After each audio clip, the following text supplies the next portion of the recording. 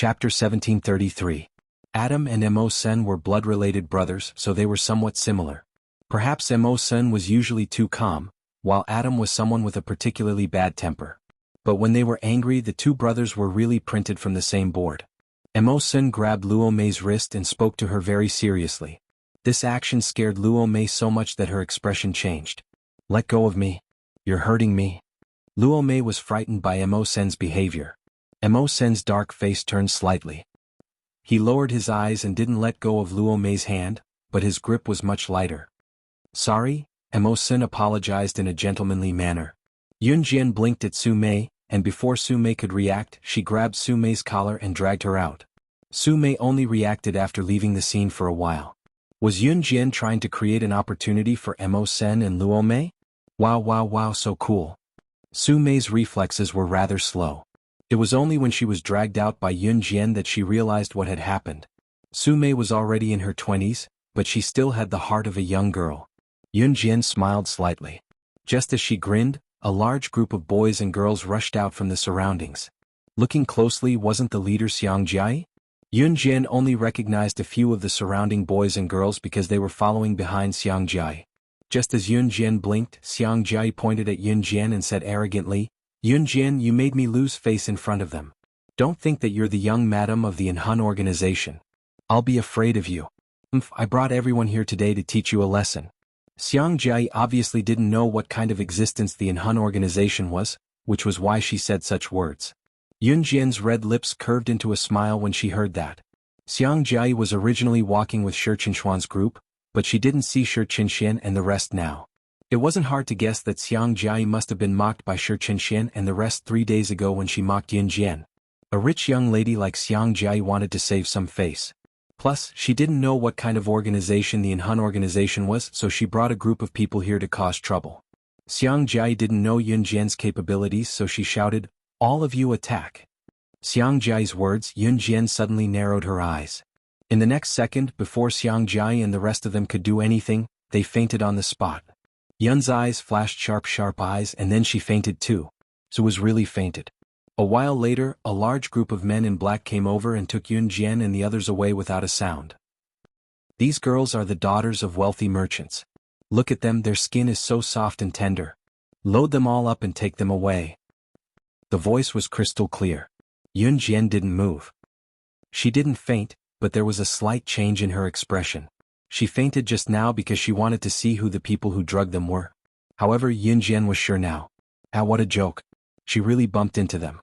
She had experienced this scene when she was 5 years old in her past life. She didn't expect assassin organizations to have such a huge appetite now. They even wanted to kidnap teenage girls? That was right. The men in black who drugged Yun Jian and the rest were from a small assassin organization. Most assassin organizations would kidnap girls around 5 or 6 years old and train them to become assassins from a young age.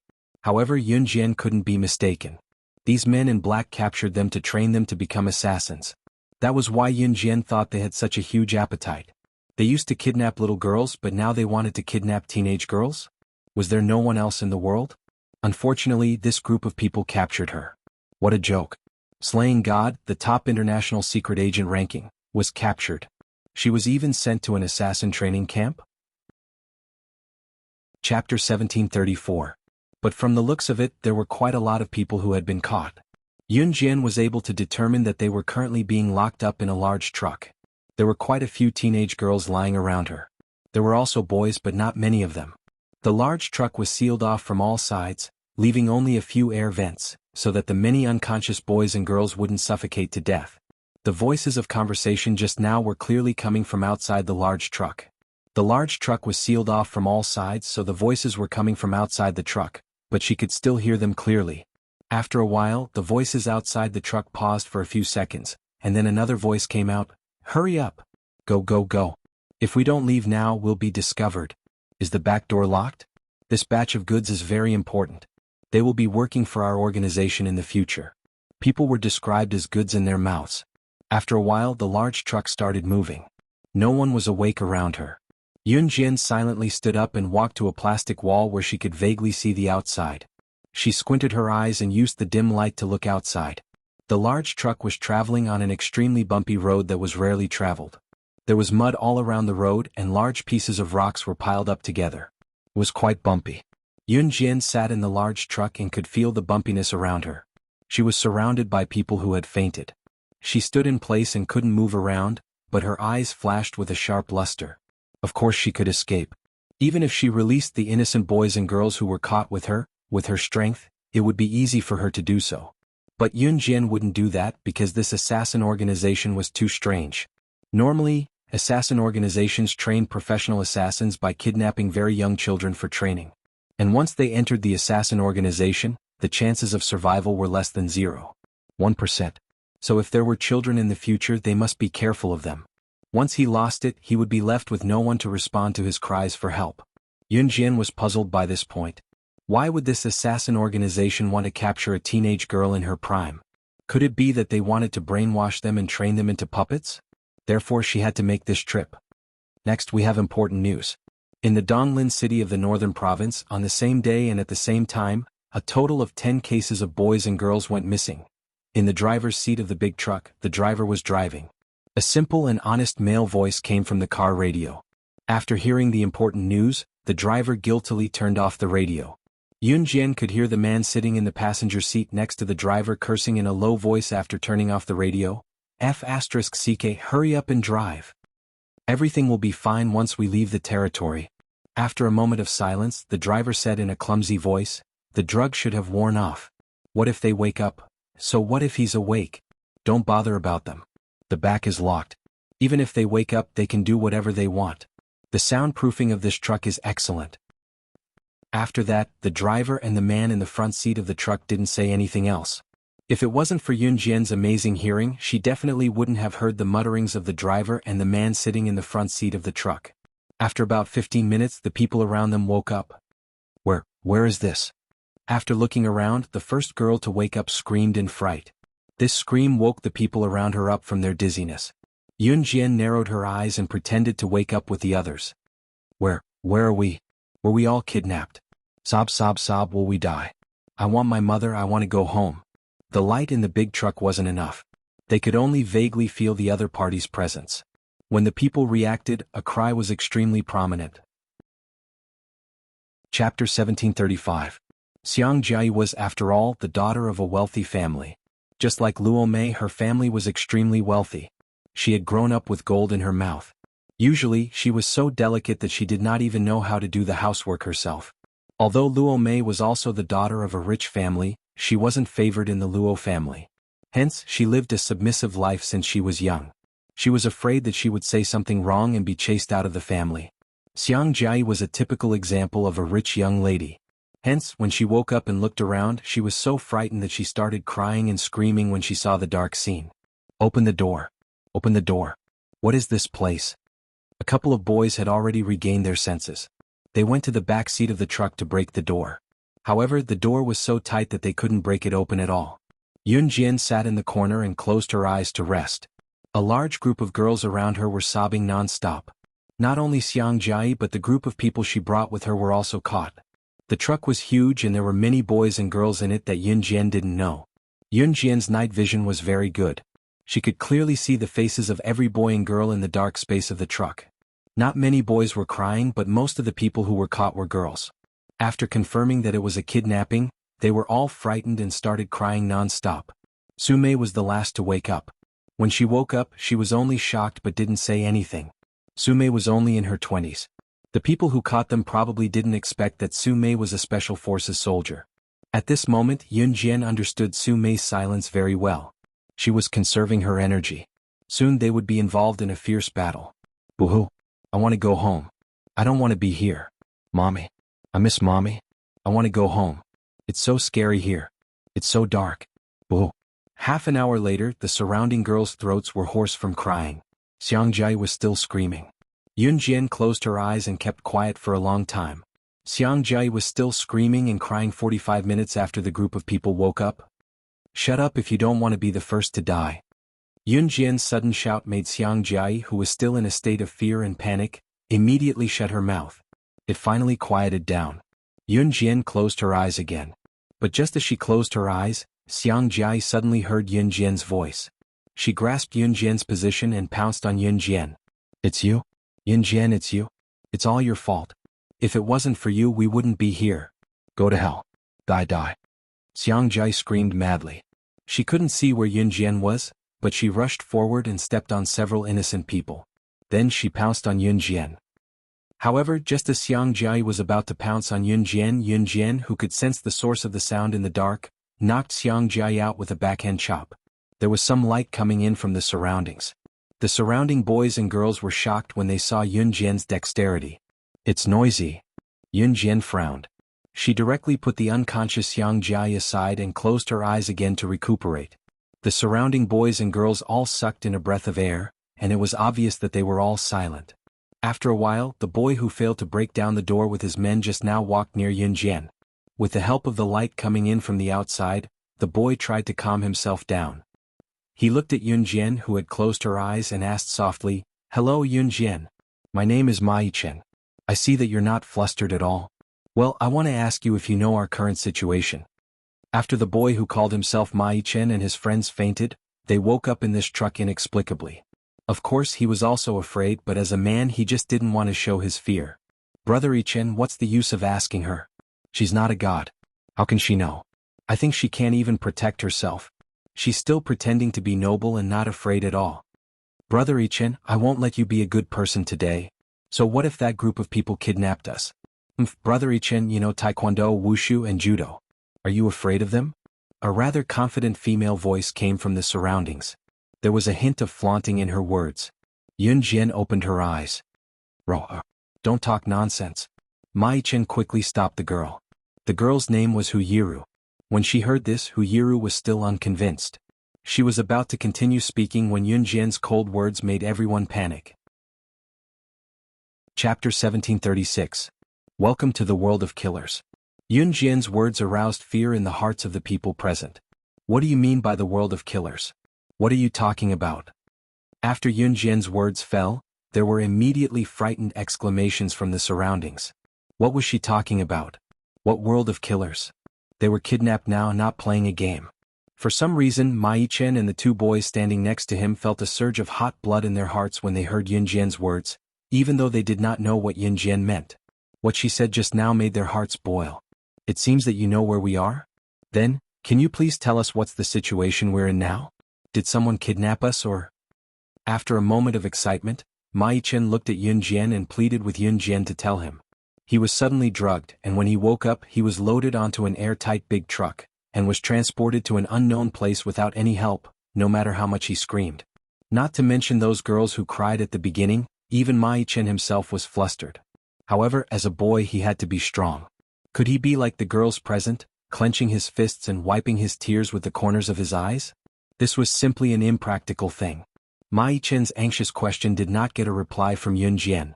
At this moment Yunjian had closed her eyes. Finally it was quiet for a while.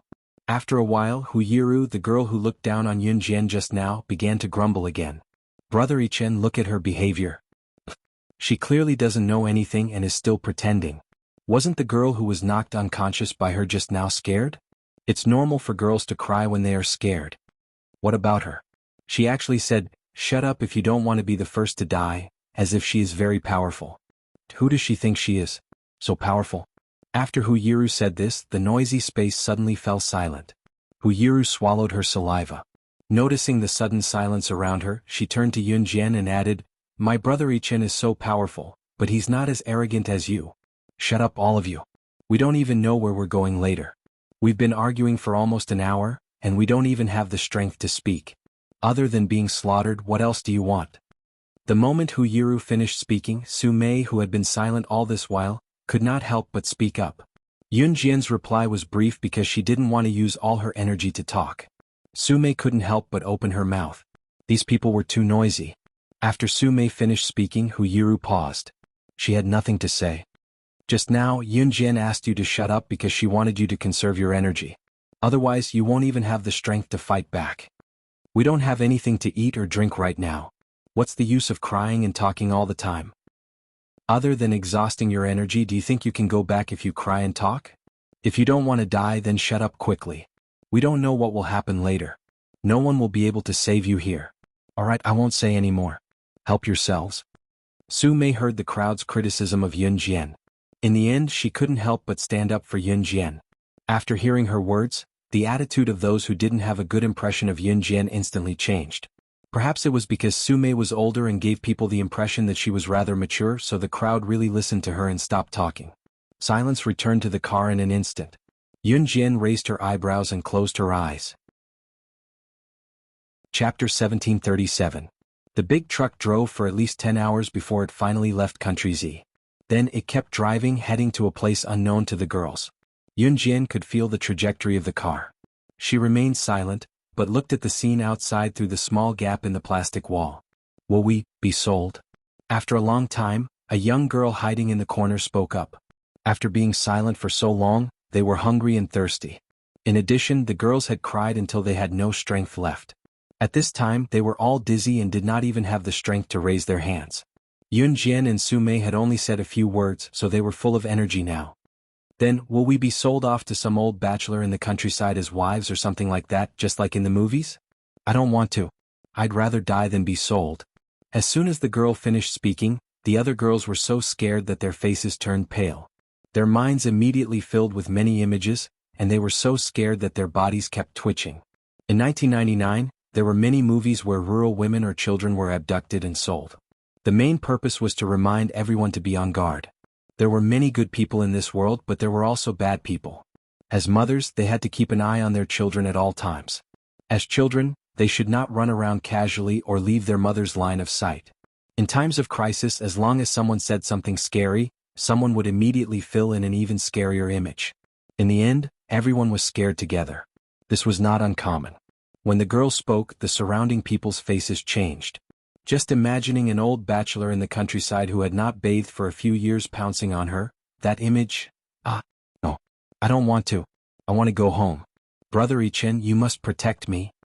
The more Huyiru thought about it, the more scared she became.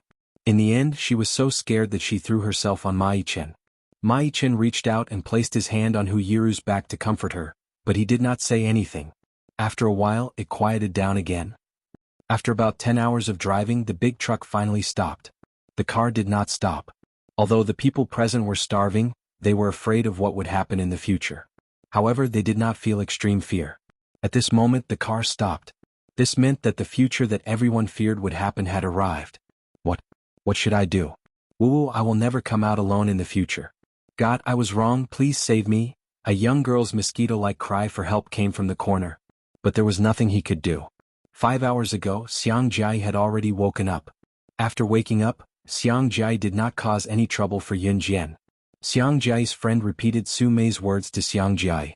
After hearing this, Xiang Jai felt that she should conserve her energy. She was going to kill Yun Jian sooner or later. This slut. Do you know who you are? Wasn't she just the young madam of the Enhan organization? What's so great about that? Bang! Just as everyone's thoughts drifted away, the back door of the big truck was opened. Perhaps it was because they had not seen the light for a long time. The moment the back door of the big truck was opened, everyone present squinted their eyes. It was already 10 minutes into the evening. Since they were caught in the morning, the truck had been on the road for 10 hours. The sun was about to set. It was obvious that they had been transported out of the country. Yun Jian also squinted her eyes slightly.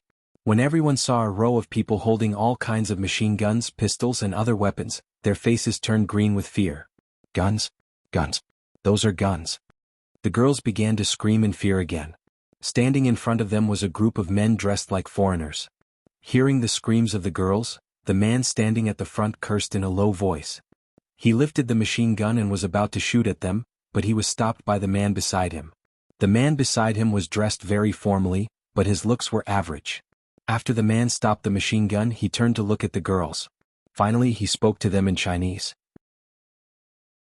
Chapter 1738. Soul Devourer Organization?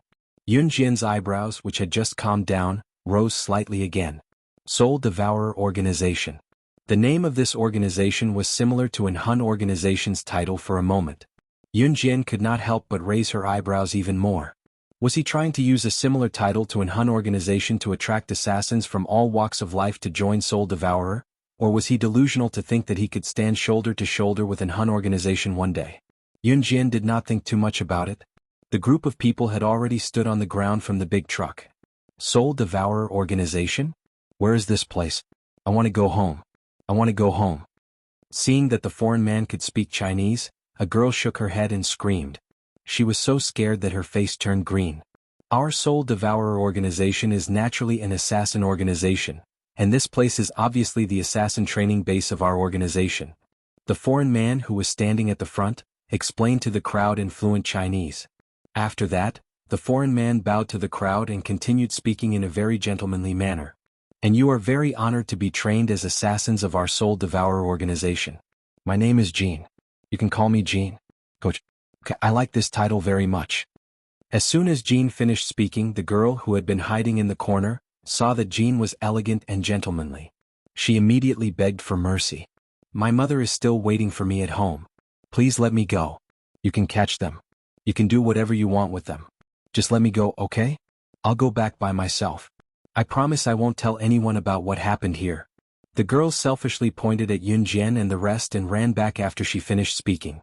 Everyone was shocked. Who would have thought that the girl, who was still quite gentlemanly just now, would raise the pistol in her hand and shoot the girl who was trying to escape without giving the crowd any time to react? Blood splattered everywhere. Jean did not realize that he had just killed someone. He was still looking at the crowd with a smile on his face, looking as gentlemanly as ever. Do you like this gift? That girl was dead. She was dead. Only then did everyone realize where they were. Panic and fear spread through their bodies. Whether it was Xiang Jiai or Hu Yiru who had previously disliked Yun Jian, they were so frightened that their faces changed. Even Su Mei, a member of the Special Forces, had a dark expression on her face. At this moment, Yun Jian's words suddenly flashed across everyone's mind. Welcome to the world of assassins. The world of assassins. She was right. This was really the world of assassins. After killing the girl who was trying to escape, there was no change in his expression at all. It was as if he had just stepped on an ant. It made people's hair stand on end. Alright baby, don't struggle anymore. Be obedient and you'll be rewarded in the future. He threw the gun in his hand to his subordinate, then took out a white handkerchief from his trouser pocket and gently wiped his palm and the back of his hand. None of the people present would be able to imagine the ghastly and fearful feeling in this situation unless they personally experienced it. Xiang Jiai was so scared that she didn't dare to make a sound, but she covered her mouth with all her might. She was so scared that her whole body was trembling, and she couldn't even stand straight. Mai Chen was so scared that his face turned pale. At this time he was really scared. As for Hu Yiru, who was very proud of her brother Ichen's taekwondo, judo, and sanda skills, her expression could no longer be described as horrified. They were all holding guns in their hands. They were guns. How could she deal with her so-called brother Ichen? Just when everyone present was so frightened that they were trembling all over and squatting on the ground one by one, they were so scared that they couldn't stand straight, a girl's voice suddenly sounded arrogantly. Unknowingly, Yun Jian was already standing in front of Jean. She looked indifferent and looked at Jean and his men without any fear. She spoke in a commanding tone. Chapter 1739. When the girl realized what kind of place this was, she was so scared that she turned around and ran away. However, she was shot dead by Xin, and her blood splattered on the spot. This scene made everyone present turn pale with fright. The first impression Xin gave was that of a gentleman, and it was the same now. However, when the girl tried to escape, he smiled and killed her with one shot as if he was stepping on an ant. What did the girl do wrong? She did nothing wrong. She was just scared and wanted to leave. What about this group of people? They didn't even give her a chance to explain and killed her directly. Xiang Jiai, Mai Chen, Hu Yiru, and all the young boys and girls present were so scared that they trembled uncontrollably. This was not a place for humans at all. People could die in this place. This was hell. Hell. However, just when everyone was scared, terrified, and trembling to the extreme, a loud female voice suddenly sounded. Yun Jian's voice spread to every corner of the place. Her brash, arrogant, and fearless voice made everyone present tremble. When they reacted, whether it was Xiang Jiai, Mai Chen, Hu Yiru, or the others, they were all dumbfounded. Was Yun Jian crazy? She actually talked to Xin, who killed a girl without batting an eyelid just now. Did she want to die? I'll give you 1 minute to get the leader of your spirit devourer to come out and see me. How could she say such words? Just now, the girl was killed just because she wanted to escape. By saying this, Yun Jian wanted to kill everyone present. Xiang Jiai's expression changed at the speed of light. Xiang Jiai originally had a problem with Yun Jian. When Yun Jian said this, Xiang Jai didn't even wait for Xian to react and pointed at Yin Jian first. She's crazy. This has nothing to do with us. If you want to kill someone, kill her. Kill her. As Xiang Jai spoke, she shrank into the crowd. Come back quickly. Hearing Yun Jian's words, Ma Yichen lowered his voice and kindly called out to Yun Jian, asking her to come back quickly. When Hu Yiru, who was standing next to Ma Yichen, heard his words, she quickly tugged at the corner of his clothes and whispered to him. Brother Yichen, you're crazy. Whether she lives or dies is none of our business. Let her die. Just let her die. Just don't implicate us. Yun Jian narrowed her eyes and looked coldly at Xian, who was standing in front of her. The coldness of the god of slaughter emanating from her eyes made Xian feel terrified for no reason. He couldn't help looking at Yun Jian again. His intuition told him that this young lady was not to be trifled with. They were definitely not in cahoots with this group of abducted boys and girls. Xian suddenly grinned at Yun Jian. Then, under the creepy gaze of a large group of people in front of him, he pointed at one of his men and said to Yun Jian, Young lady, you're very brave. This is my right-hand man, 025. If you kill 025, then you will take his place. Survive. As for them. Xian glanced sideways at Xiang Jai, Ma Yichen, Hu Yiru, Su Mei and the others and continued, as long as you kill 025 you can survive. Kill all of them. After that, a large group of men behind Xian pointed their machine guns at Xiang Jai, Ma Yichen, Hu Yiru, Su Mei and the others. 025 was Xian's right-hand man. In the killer training camp, except for those with high status, everyone was called by a number once they entered. If Yun Jian, Xiang Jai, and the others were to mingle in the killer training camp, only one could survive in the end. This was an unchanging law since ancient times. Therefore, as soon as Xian spoke, Xiang Jai and the others were so scared that they retreated to the corner and dared not move. Yun Jian, how dare you? Xiang Jai was afraid that Yun Jian would do it. However, just as Xiang Jai said this, Yun Jian continued to speak. She looked at Xian and pointed at 025. You want me to kill him? Yes, kill him and his position will be yours. Xian continued to induce Yun Jian. Yun Jian was definitely a good seedling. Xian wanted to take Yun Jian for his own use.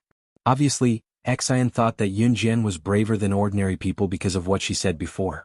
In the killer world, if you were strong, you could take the other person's position if you killed him.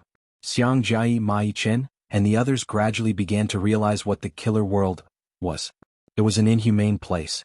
Just as Xiang Jai and Ma Yichen were afraid that Yun Jian would really do as Xian said, Yun Jian's words suddenly sounded and reached everyone's ears. I don't care about his position. It's better to kill you than him. I'll kill you first, take your position, and then kill the head of your Soul Eater organization. After Yun Jian finished speaking, her figure flashed and she walked quickly to where Xian was. Chapter 1740. What Yun Jian had said was enough to shock everyone present, and it was enough for Xian to kill her. Not only did Xian not kill her, but what puzzled Xiang Jai, Hu Yiru, and the others was that Xian actually gave Yun Jian a chance. He let her kill his right-hand man 025, so that the position of 025 would be given to Yun Jian. This was far beyond what everyone present could bear. The girl just wanted to escape, but she was mercilessly shot dead by Xian. Now Yun Jian was directly pointing at Xian's nose and asking the leader of the Soul Devourer to come out. And Xian actually gave Yun Jian a chance. But what surprised everyone present was that Yun Jian did not want such a great opportunity. What she wanted was Xian's position. No. She wanted to destroy the Soul Devourer. The Soul Devourer. This was an assassin organization. And Yun Jian wanted to destroy an assassin organization. Did she know what she was doing? Just as everyone sucked in a sharp breath, Yun Jian, who was right in front of them, was already sprinting toward Xian Jin. Xian did not expect Yun Jian to want to kill him. His face suddenly changed and he wanted to dodge Yun Jian's fatal blow in an instant. So fast. This young girl. Her movements are so fast. Is she originally a professional assassin? Her speed is so fast that I can't even see it with my naked eyes. A boy exclaimed in disbelief. He was dumbfounded and his mouth was wide open, unable to close for a long time. Oh my God. Just as the boy's mouth was wide open, and he was so shocked that words could not describe it, a voice louder than the boy's came out. Right after that, everyone turned to look at Yun Jian. Perhaps it was because the boy who spoke last spoke louder than the rest. Yun Jian flashed by like a phantom, and at this time, Xian's pupils shrank. Xian was not for show. The moment Yun Jian flew towards him, he instantly dodged Yun Jian's powerful blow.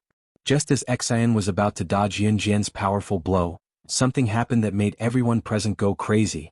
They saw that Yun Jian's trajectory, which was still attacking Xian, suddenly reversed. She seemed to be able to predict the future and knew how Xian would avoid her technique. In the next moment, she opened the 5 fingers of her left hand, and a bright butterfly knife immediately appeared in her hand. She stabbed the knife into the center of Xian's heart. Xian had already blocked Yun Jian's first move, but unexpectedly Yun Jian saw through his move. The butterfly knife left a lightning-like afterimage in front of everyone present, and stabbed directly into Xian's heart. The knife stabbed into the center of Xian's heart. The knife fell and the knife was pulled out. After Yun Jian stabbed the butterfly knife into Xian's heart, she directly pulled it out of Xian's heart in the next second. Xian's eyes widened. He even had no time to react before he died on the spot. She killed someone. She killed someone. Xiang Jiai's initial disdain toward Yun Jian was replaced by shock at the speed of light when she saw the bloody butterfly knife in Yun Jian's hand. Xiang Jiai was so scared that her lips turned pale. She seems to belong to the god of killing who lives in such a world. At this time, Ma Yichen looked at Yun Jian blankly and said this involuntarily. As soon as he said this, the group of men who had followed Xian with machine guns turned their heads and left one after another. Seeing that their kidnappers had left, Ma Yichen and the rest were terrified of Yun Jian's actions, but they were elated that they could finally leave this godforsaken place. However, just when they relaxed their tense emotions, Yun Jian shook the butterfly knife in her hand, which had just been wiped with paper, and sneered at the corner. Chapter 1741. As soon as Yun Jian finished her words, Xiang Jiai, Ma Yichen, Hu Yiru and Su Mei were obviously stunned. Yun Jian's words meant, who was hiding in the dark? Who was hiding in the dark? Su Mei knew Yun Jian's strength, so she did not say anything just now.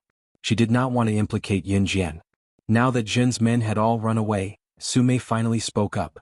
Yun Jian did not reply to Su Mei. She blinked her eyes up and down, and her long and narrow eyelashes fluttered. It was a beautiful sight. Didn't you just kill a person? What's so smug about it? Hu Yiru was very dissatisfied with Ma Yichen's evaluation of Yun Jian. Even though she had seen such a terrifying side of Yun Jian, she still scolded Yun Jian coldly. However, Hu Yiru spoke to Yun Jian with the mentality that Yun Jian would never do anything to her. Yun Jian did kill Zhen, but did she dare to kill her? Did she dare? However, Hu Yiru only dared to mutter these words in her heart and did not dare to say them out loud. Hu Yiru, stop fooling around. As soon as Hu Yiru finished speaking, Ma Yichen suddenly stopped her with her full name and did not let her continue talking nonsense. Brother Yichen, who are you helping? That's how it is. Hu Yiru thought that Yun Jian was pretending to be a ghost. There was clearly no one hiding in the dark, but Yun Jian still had to pretend that there was someone hiding in the dark. However, just as Hu Yiru said this, a strange male voice suddenly came from the dark. There was a trace of indescribable gloominess in the voice. This little girl is so capable. She actually killed the most powerful assassin of our spirit devourer's leader, Zhen. After this strange voice came out, a man wearing a black and gray robe walked out from the dark. He had a high-nose bridge and a face that looked like a woman's, but the voice that came out of his mouth was that of a foreign man. Although this foreign man looked a little like a woman, as long as one was not blind, one could still tell his gender at a glance. The foreign man spoke extremely fluent Chinese. Coupled with his strange tone of voice, everyone present had a moment of panic. There was really someone hiding in the dark. Who was this foreign man who suddenly appeared? Your purpose. This foreign man had been standing in the dark and watching the situation here for a long time. Yun Jian had sensed his presence long ago, but she did not say it before. Now that they were in front of everyone, Yun Jian did not beat around the bush with the foreign man. She looked at him and said it nonchalantly. The foreign man was slightly stunned. When he came to his senses, he pulled his lips and broke into an imperceptible smile. The foreign man immediately restrained his strange voice and returned to his normal tone. He looked at Yun Jian and said with a smile, I like to talk to smart little girls. The foreign man stopped laughing and looked at Yun Jian sideways. He pursed his lips and said softly, My name is Neil. I'm a senior assassin of the Spirit Devourer. When I saw you kill Zhen, your movements were clean and neat. You're even more powerful than our leader of the Spirit Devourer. So I ask you to cooperate with me. We'll attack from both sides and kill the leader of the spirit devourer. As long as you agree, I'll send everyone here home safely. What do you think?" When Neil spoke, his ambition was exposed. He was just a small senior assassin of the spirit devourer. His strength was clearly more powerful than Jen. Why did the leader of the spirit devourer not pay attention to him? The leader of the spirit devourer was just a woman. Her strength was not much stronger than Jen. He and Neil were not convinced. So, he wanted to work with Yun Jian to kill the leader of the spirit devourer. "So, what about the benefits you're going to give me?" Yun Jian narrowed her eyes and replied indifferently. Neil originally thought that Yun Jian, this little girl, would thank God for sending everyone home safely. However, he did not expect Yun Jian to be unsatisfied. His face darkened and he asked, "Then what do you want?" "I want half of the spirit devourer's forces to belong to me." Yun Jian's words made Neil's pupils shrink slightly. Chapter 1742. When the students standing around heard Yun Jian's words, they were all stunned. Yun Jian actually wanted the soul devourer's power. What did she want the soul devourer's power for? Junior was also completely stunned. Junior was stunned because Yun Jian's appetite was too big. Usually, when a girl of Yun Jian's age was captured and sent here, she would be thankful as long as she could be sent back safely. However, Yun Jian actually wanted half of the soul devourer's power. In fact, Junior did not know that Yun Jian usually did not want half of the organization's power, but the entire organization. Usually, when Yun Jian took a liking to someone, she would poach the person and the organization under her name. Now, she wanted half of the soul devourer's power for two reasons. First, she did not like Junior. Junior was too murderous. If she took him under her wing, there was a 99.9% chance that he would betray her. Second, the soul devourer had unspeakable secrets. These secrets would lead to a massacre. If she, Yun Jian, wanted half of the organization's power, if there was a crisis in the future, the first one to suffer would not be her, but Junior. Yun Jian was not the kind of person who would take people under her wing just because they had strength. It also depended on the other party's character and whether they would betray her. "Of course, you can also reject me and continue to be a high-level assassin," Yun Jian said. When Junior heard Yun Jian's words, his dark eyes suddenly flashed, as if there was a strange and sinister luster. "Okay. As long as you help me get the soul devourer, I'll give you half of the organization's power." Junior agreed immediately. "Giving it to you doesn't mean that you can't get it back. You're just a young girl, yet you want to get half of the soul devourer's power. You must be dreaming." Junior originally planned to send Yun Jian and her group away casually. Now he wanted to kill Yun Jian and her group. Deal. Yun Jian clearly saw the sinister flash in Junior's eyes. She pretended that she did not see anything and smiled faintly. In order to prevent Yun Jian from not cooperating, Neil asked Su Mei, Xiangjia, Mai Chen and everyone else present to follow him to the residence of the leader of the spirit devourer. What Junior didn't know was that using Xiangjia to threaten Yun Jian was completely useless. In the hall of the residence of the soul devourer's leader. "Shinji, get out here. Give up your identity as the leader of the soul devourer and I'll leave you with an intact corpse." Ah. As soon as he entered the residence of the leader of the soul devourer, he began to make a big fuss.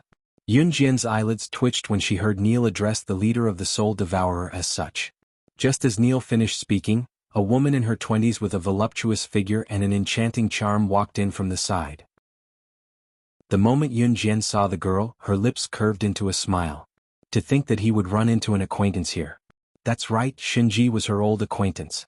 Among the thousands of people who had been trained as assassins in the same batch as Yun Jian, only 3 of them had left in Hun Group alive. Yun Jian was the only one among the 3 who had completely escaped in Hun Group's control. As for the other 2, one of them was Mad Dragon, who had been poached by Yun Jian from an Hun Group to join the Kosha mercenaries. The other person who had left in Hun Group alive with Yun Jian and Mad Dragon was Shinji. Back in an Hun Group, Shinji had done everything he could to surpass her and defeat her. However, she, slaying God, would not allow anyone to challenge her authority. Shinji had always been brooding over this and had vowed to surpass her in terms of ability in this lifetime. At this moment, Shinji's gaze swept across the room. He fixed his gaze on Yun Jian before turning to look at Neil. He sneered, "The position of the leader of the soul devourer can't be snatched away by you and this brat who came out of nowhere." Shinji's words were so intimidating that Xiangjia and the others felt their hearts skip a beat. They looked a little frightened.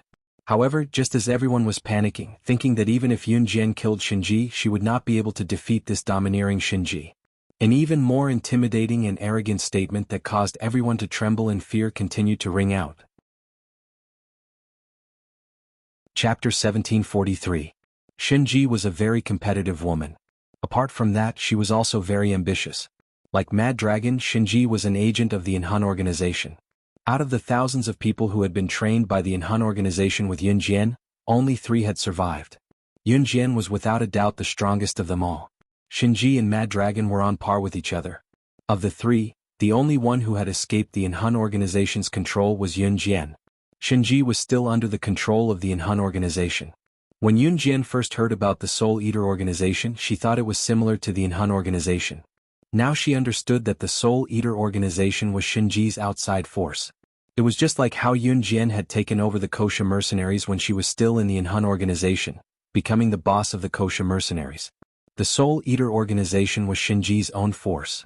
At the same time, one could feel Shinji's naked ambition from the similarity between the Soul Eater organization and the Enhan organization. Shinji's actions didn't count as betraying the Enhan organization. When Yunjian had been in the Enhan organization, she had also been secretly expanding her own force. But when Yunjian said this, Shinji's expression changed. Shinji raised her eyes and looked sharply at Yunjian. Her pupils constricted. What did this little girl just say?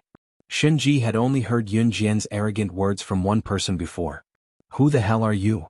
Shinji's eyes narrowed. She looked at Yunjian, her expression changing rapidly. Shinji wasn't a weakling. She had been able to come out of the Enhan organization alive. She wasn't simple at all. In spite of it, Shinji had only heard Yunjian's arrogant words from the person he was the most unyielding and most fearful of in his life. When Neil saw Shinji's reaction, he was even more shocked. Yunjian could actually make Shinji, who usually didn't show her emotions on her face, so shocked. Who the hell was she? Xiangjia, Mai-chen, and Hu Yiru, who were standing around, were dumbfounded. Yunjian, do you know her? Mai-chen asked the question that was on everyone's mind. Did Yunjian know Shinji? Brother I-chen, can't you tell? She was just pretending. He was the leader of the Soul Devourer. Who does she think she is? Don't you know what shame is? When Hu Yiru saw Mai-chen looking at Yunjian in horror, she was upset again. Thus, she followed up with Mai-chen's words. Exactly. Ever since we were on the truck, she had been pretending to be a ghost. If I didn't know better, I would have thought that she was really powerful and even knocked me out. He's really thick-skinned. How shameless. After Hu Yiru finished speaking, Xiangjia, who had always been unhappy with Yunjian, spoke up. At this moment, Xiangjia and Hu Yiru reached a consensus to attack Yunjian verbally. That's right. She should take a look at herself. Hu Yiru heard Xiangjia's words and followed up. Just as she finished speaking, everyone saw Yunjian look straight into Shinji's eyes without fear. She ignored Xiangjia and Hu Yiru's words and replied to Shinji with a cold smile. We've been in the Enhan group for more than 10 years. You've tried to assassinate me 309 times in front of me and 109 times behind my back. Every time you've lost and left in a sorry state.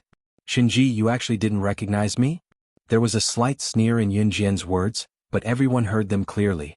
Shinji's pupils constricted at the speed everyone could see clearly. She then confirmed Yunjian's identity right in front of Xiangjia, Hu Yiru, Mai-chen, and everyone else. She exclaimed at Yunjian, Yunjian, you're the one who saved me. Chapter 1744. You're 006. Shinji exclaimed to Yunjian in front of everyone. Everyone was stunned at the sight. Yunjian, who stood in front of Shinji, raised the red arc with a smirk and spoke to Shinji coldly. Do you remember when you lost to me for the 409th time and yelled at me? I'll remember you even if you turn into ashes? 095, I didn't think that you wouldn't recognize me after such a short time.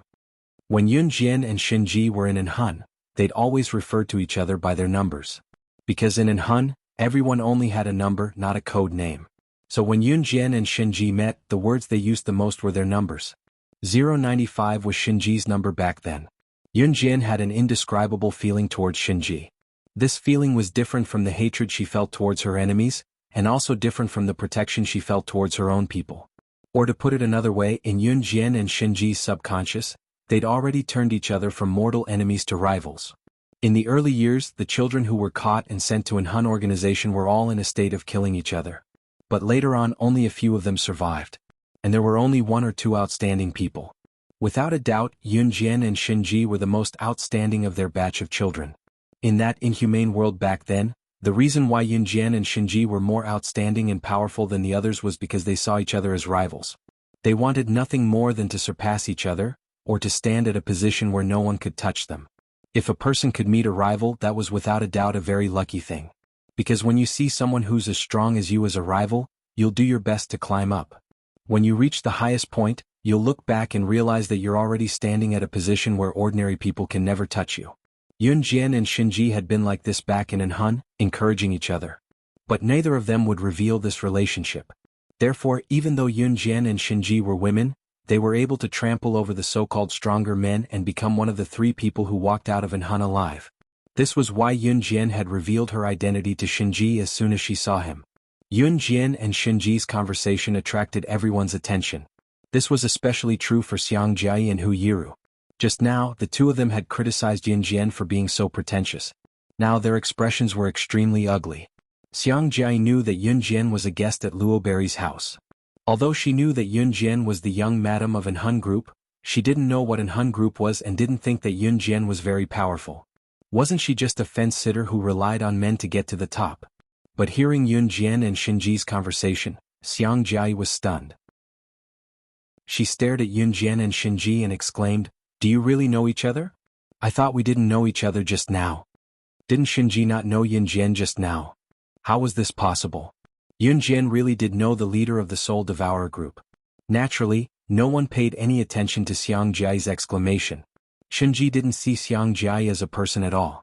After acknowledging Yun Jian, Shinji studied Yun Jian from head to toe. Then he clicked his tongue and continued, "You've changed your face and you're blaming me for not recognizing you. 006, our grudge will never end in this lifetime." The grudge Shinji was referring to was the oath Shinji had made before that he would defeat Yun Jian one day. "I'll be waiting." Yun Jian's lips curled into a faint smile. Then she glanced at Shinji indifferently. "What are you going to do by raising a puppet?" Raising a puppet? Yun Jian had just met Shinji, hadn't she? How did she know that Shinji was going to raise a puppet? Was she just making things up? Everyone in the distance was shocked again. They didn't know that Yun Jian had already guessed it. Someone is buying puppets. One puppet can be sold for $1,000,000. Shinji walked over to a bench and sat down. He looked at Yun Jian calmly. "You have $50,000,000 for every mission. Do you really need that much money?" Yun Jian stood where she was lazily and chatted with Shinji about mundane matters in front of the dumbfounded crowd. Everyone was flabbergasted by what she did. But what made Xiang Jiai, Hu Yiru, and the others even more flabbergasted was what Shinji said next. When Shinji heard Yun Jian's words, he immediately stood up from his seat. In front of everyone he glared at Yun Jian. Chapter 1745. All professional assassins and agents had a price tag when they went on missions. Also, assassins and agents usually made deals through the assassin website. Yun Jian had logged into the assassin website before. Every assassin or agent had their own account on the official assassin website. Usually, when they accepted missions, they would do business on this special agent killer website. Yun Jian and Shinji used to be assassins from Enhan. After they debuted, they had their own accounts on the assassin website. Their account names were their code names. The website would also evaluate the starting price of their missions based on their abilities and achievements. When Yun Jian and Shinji were first evaluated on the assassin website, their starting price was the same. But as the number of missions and success rates increased, the difference gradually widened. Now Yun Jian's starting price for a mission had been raised to $100,000,000, while Shinji's starting price had been raised to $50,000,000. This starting price was the official price given by the website after evaluating an assassin or agent. Shinji wasn't weak. She might not be as strong as Yun Jian, but she was only slightly weaker than Yun Jian. But the official price given by the assassin website for Yun Jian was 2 times higher than Shinji's. This was why Shinji wasn't convinced. Yun Jian and Shinji's conversation was very normal. To Yun Jian and Shinji, their conversation was as normal as eating and sleeping. But in the ears of the surrounding people, they were so scared that their souls almost fell out. When Yun Jian said that Shinji's starting price for a mission was $50,000,000, Xiang Jiai, Hu Yiru, and Mai Chen's jaws almost dropped. What kind of mission is this? $50,000,000? $50,000,000. If converted to RMB, wouldn't that be 300 million? 300 million. As long as Shinji went out on a mission, he would be richer than even Xiang Jiai, who had been pampered since she was young, put all her money together. This series of words had already frightened Xiang Jia and the others so much that their faces turned pale. But what was worse was that Shinji said that Yun Jian could earn 100 million USD for a mission. That would be 600 million yuan if converted to RMB? Could it be that Yun Jian was also an assassin or a secret agent? She was actually so rich. Mai Chen and Su Mei were startled by Shinji's revelation of Yun Jian's status. However, Xiang Jia was shocked. It was purely because she had previously mocked Yun Jian for being a woman who relied on men to get to where she was and was not worthy of being the young madam of the Enhun organization. But now that she thought about it, Yun Jian's wealth was beyond Xiang Jia's imagination. Xiang Jia was really stunned. She stood rooted to the ground, unable to recover from the shock. 100 million USD. If converted to RMB, it would be 600 million. Is this for real? She actually. The last person to shout was Hu Yiru. Hu Yiru's eyes widened. She stared at Shinji and asked the question that terrified her. How is this possible? She was just an ordinary girl who only knew how to put on an act every day. She had no ability at all. That's all she was. Hu Yiru didn't believe it. She stared at Shinji, almost suspecting that Shinji was cooperating with Yun Jian to deceive her. Whether it was Hu Yiru, Xiang Jia, or Mai Chen, they were all high school students in their teens. Usually they would gather together and brag about some powerful person they knew. That was already the limit of what they could do. However, Yun Jian was just like them. She was just a teenage girl. How could it be possible that he was such a powerful existence? Everyone present, including Neil and the people who wanted to team up with Yun Jian to kill Shinji, were all stunned. Shinji sneered. After laughing, she turned to look at Hu Yiru and the others, who had been left hanging for a long time. As if she had heard the funniest joke in the world, she sneered. This is the first time I've heard someone say that 006 is an ordinary girl. How interesting. If 006 is ordinary, are there any extraordinary people in this world? Chapter 1746. Looking at Xiang Jia and Hu Yiru, who had mocked Yun Jian over and over again, Shinji almost burst out laughing. This was the funniest joke she had heard this year, bar none. Slaying God, the #1 secret agent on the international secret agent ranking, had been called an ordinary girl by a bunch of ignorant humans who were good at pretending? To be honest, Shinji's starting price for Yun Jian's missions was already considered very low. Take note, this was only the starting price. The starting price was the lowest price. Usually, the price after a deal was completed could double or triple the starting price. However, just hearing the starting price was enough to scare Xiang Jia, Hu Yiru, and the others half to death. Shinji had never heard anyone say that Yun Jian was an ordinary person who was good at pretending. Although she had always been enemies with Yun Jian, she could not help but retaliate when she heard Hu Yiru belittle Yun Jian. When she finished speaking, Hu Yiru, Xiang Jia, and the others' eyes widened even more. They were so shocked that their faces turned pale. However, Shinji had already turned her gaze back to Yun Jian. She could not help but speak again in front of everyone. Although I'm not convinced, I, Shinji, have always been upright and never talk nonsense. Right now, I can't compare to her. At this point, Shinji's confidence reignited. She looked at Yun Jian and pointed at Yun Jian confidently. She spoke to Yun Jian as if she was challenging her to a fight. But 006, just you wait.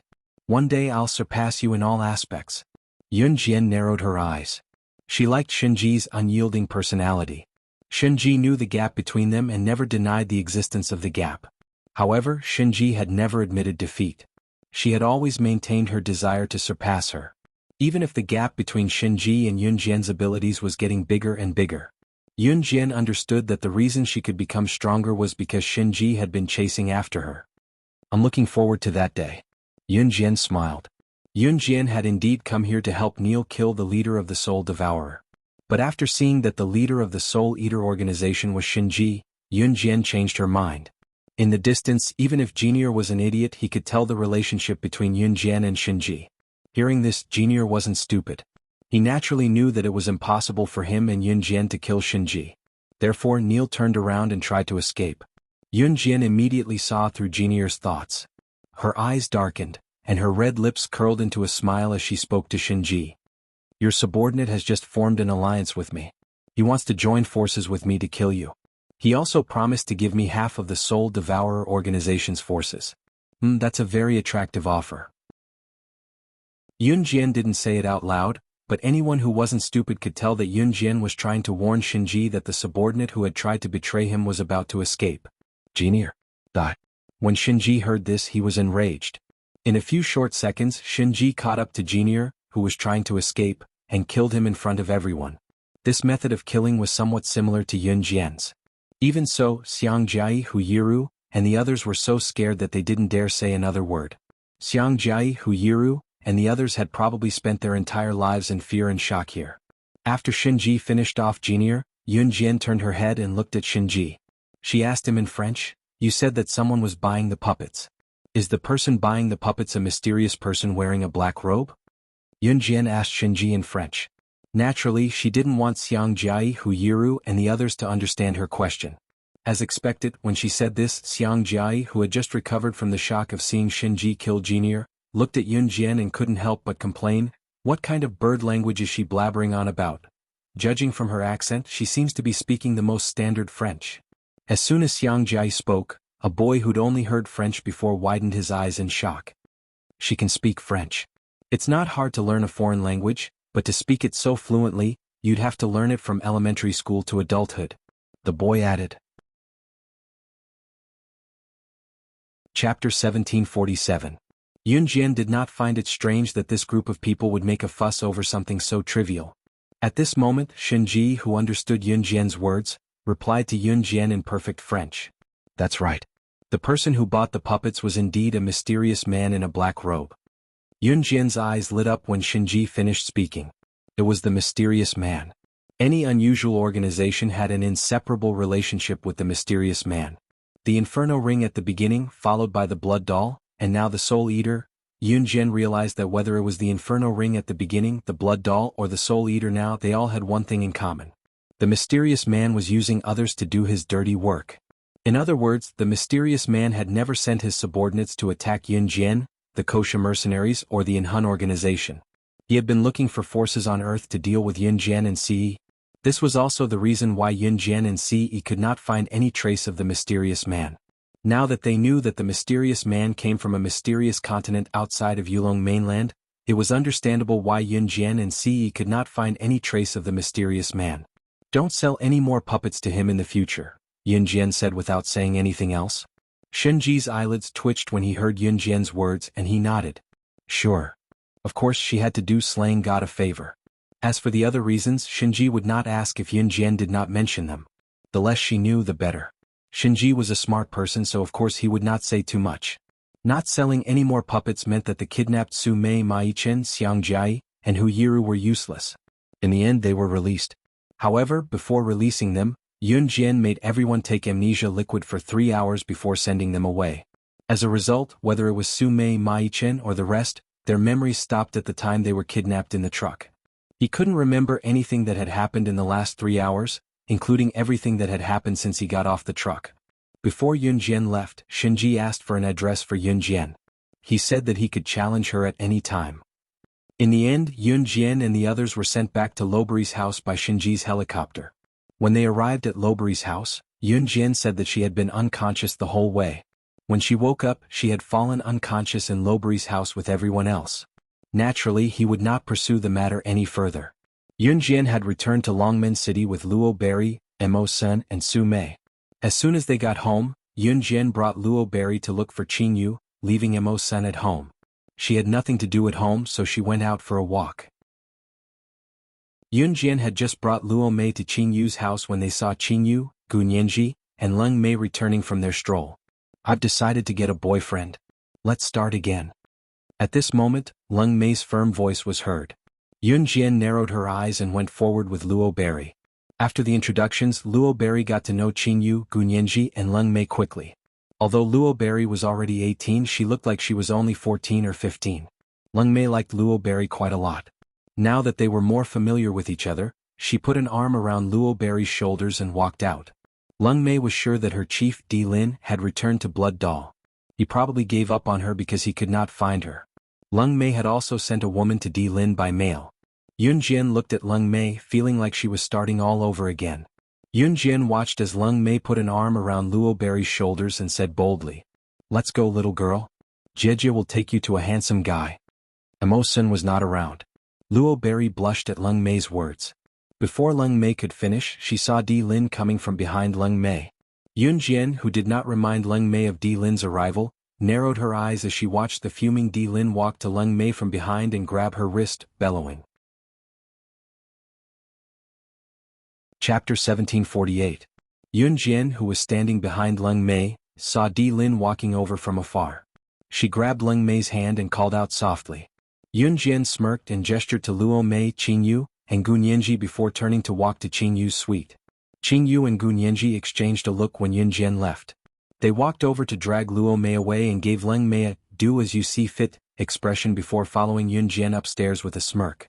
Lung Mei, who had been confident that her Lord Chief would never look for her again, turned her head and saw Di Lin. She was so shocked that she jumped back. F***ck F***ck F***ck Lord Chief, why are you here? Lung Mei's wrist was suddenly grabbed and she heard this familiar voice. She didn't react in time. She wanted to curse but she saw Di Lin's familiar face. Lung Mei stopped in her tracks and took a few steps back, almost tripping. Di Lin grabbed Lung Mei's hand with a dark expression. Who do you want to F***ck? Di Lin grabbed Lung Mei's hand and spoke with a face that looked like he was about to tear her apart. She just told another girl that she wanted to hit on a handsome guy? Hit on a handsome guy? Who did she want to hit on? Who else did she want to be with other than him? Lord Chief, I was just talking nonsense. That last time I just wanted to come out and have some fun. I didn't mean to lie to you. Lung Mei dared not look into Di Lin's eyes. She was not short but her height was just above his ear. Because they were very close, Lung Mei could not see his expression clearly. However, just as Lung Mei lowered her head, her eyes darting around as she tried to come up with a series of lies. Di Lin suddenly put a hand on Lung Mei's waist and pulled her close to him. Lung Mei was stunned. In the next second, a handsome face enlarged in front of her eyes. It was Di Lin who bent over and kissed her on the lips. Lung Mei was dumbfounded. Her eyes suddenly widened. She was so shocked that she could not use words to describe it. This was the first time Di Lin took the initiative to kiss her. Lung Mei had always thought that she was just a mistress in Di Lin's heart, a dispensable tool for him to vent. In the past it was always Lung Mei who took the initiative to kiss Di Lin. Di Lin would never avoid her, but there was no way he would kiss her or kiss her back. That was impossible. Even when they were doing that, she leaned over and kissed him. He never responded to her kisses. This made Lung Mei thought that Di was only using her as a tool. Therefore, when Di Lin suddenly bent down and kissed her, Lung Mei was dumbfounded. She stared at Di Lin's handsome face in shock and didn't come back to her senses for a long time. Di Lin kissed Lung Mei for a long time but didn't get a response. He was a little angry and reached out his right hand to the back of Lung Mei's head, deepening the kiss. Lung Mei took a few deep breaths. Finally, in broad daylight, just as Lung Mei was about to suffocate from Di Lin's kiss, Di Lin let her go. Lung Mei took a few deep breaths. She looked up and met Di Lin's eyes, planning to tell him her decision. Leader, I'll be frank. I've been with you for so many years. I've always been willing. But after so many years I'm tired. Aren't you tired? Let's end this relationship. I don't want to be your mistress anymore. Just as Lung Mei was about to say everything she wanted to say, Di Lin's face darkened. He interrupted her and said something that made her dumbfounded. Chapter 1749. I love you, that's why I forced you to be my woman. Di Lin's first sentence almost gave Lung Mei a heart attack. What did he say? He said he loved her? He did force her to be Di Lin's woman back then.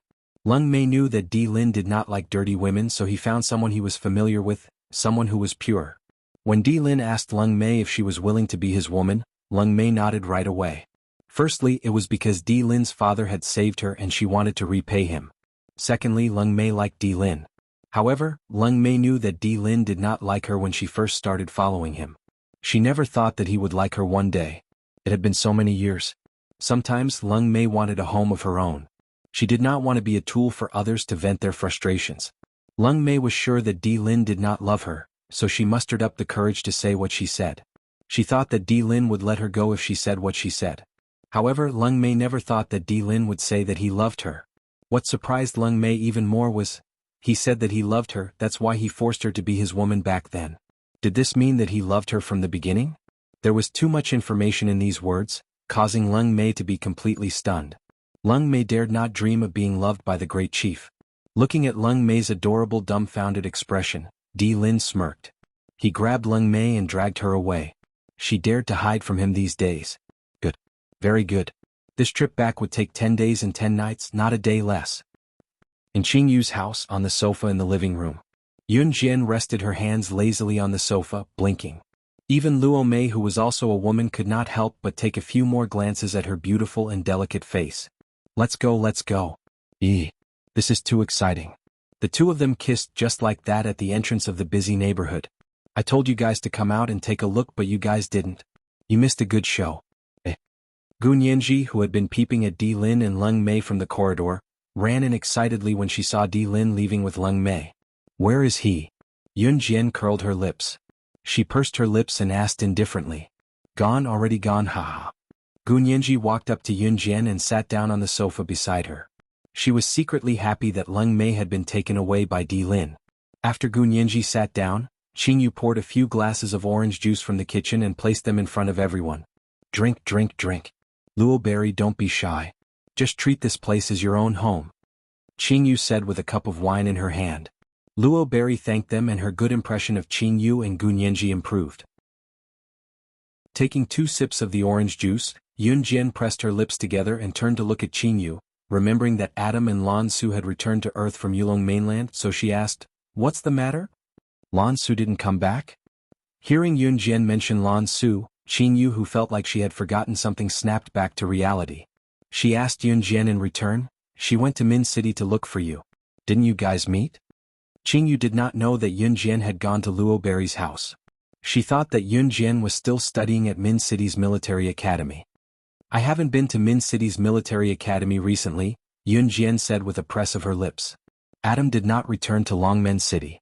He went back to Enhun Group to report to CE that he had returned from Yulong mainland. Adam had gone to Luo Berry's house purely to look for Mo Sen because he had Mo Sen's phone GPS. Adam had gone to look for Mo Sen after sending Lan Su to Qing Yu's house, so he did not know that Lan Su would go to Min City to look for Yun Jian. Oh God, I gave her your school's address not too long ago. She's probably at your school's entrance now. Qing Yu rubbed her forehead and said helplessly. This was simply a beautiful miss.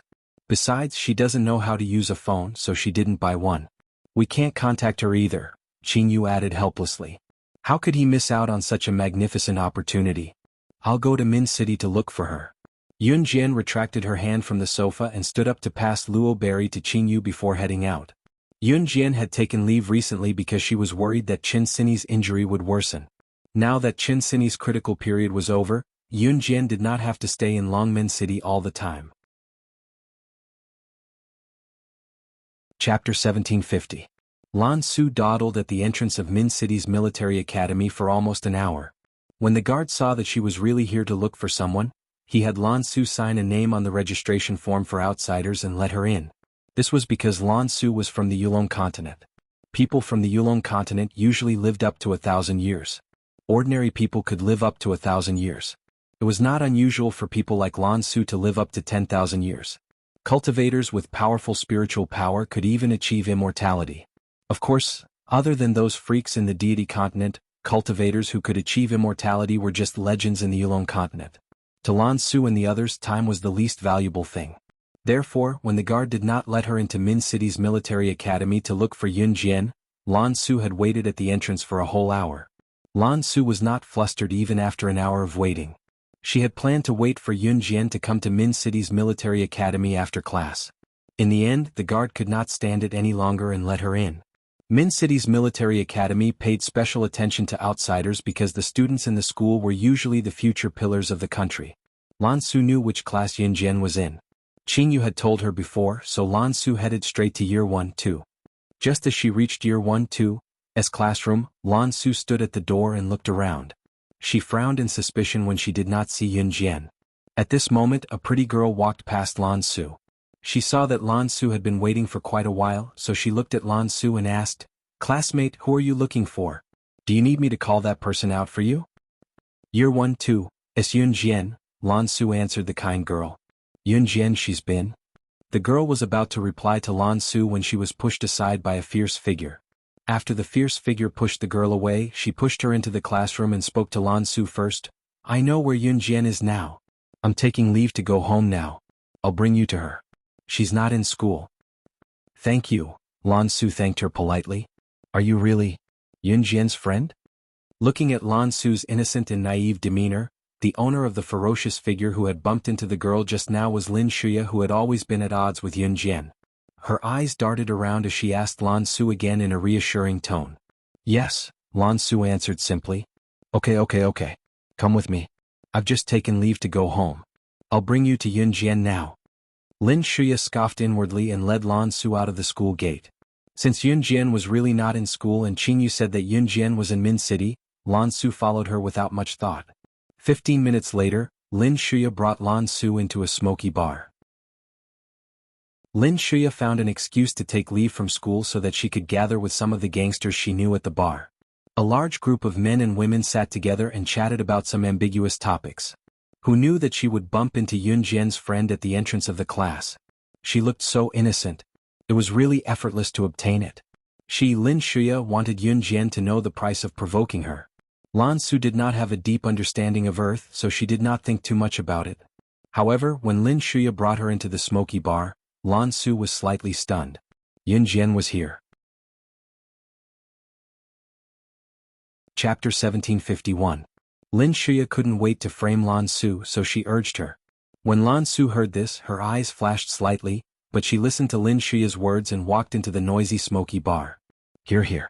I'm in school. I'm good friends with Yun Jian. She's amazing. Previously, she won first place in the wilderness survival event during military training. Today we agreed to take leave together and come here to play. Lin Shuya was afraid that Lan Su wouldn't believe her, so she instilled in Lan Su that she knew Yun Jian and was good friends with Yun Jian. Lan Su was skeptical, but she didn't say anything. She followed Lin Shuya into the private room of the bar.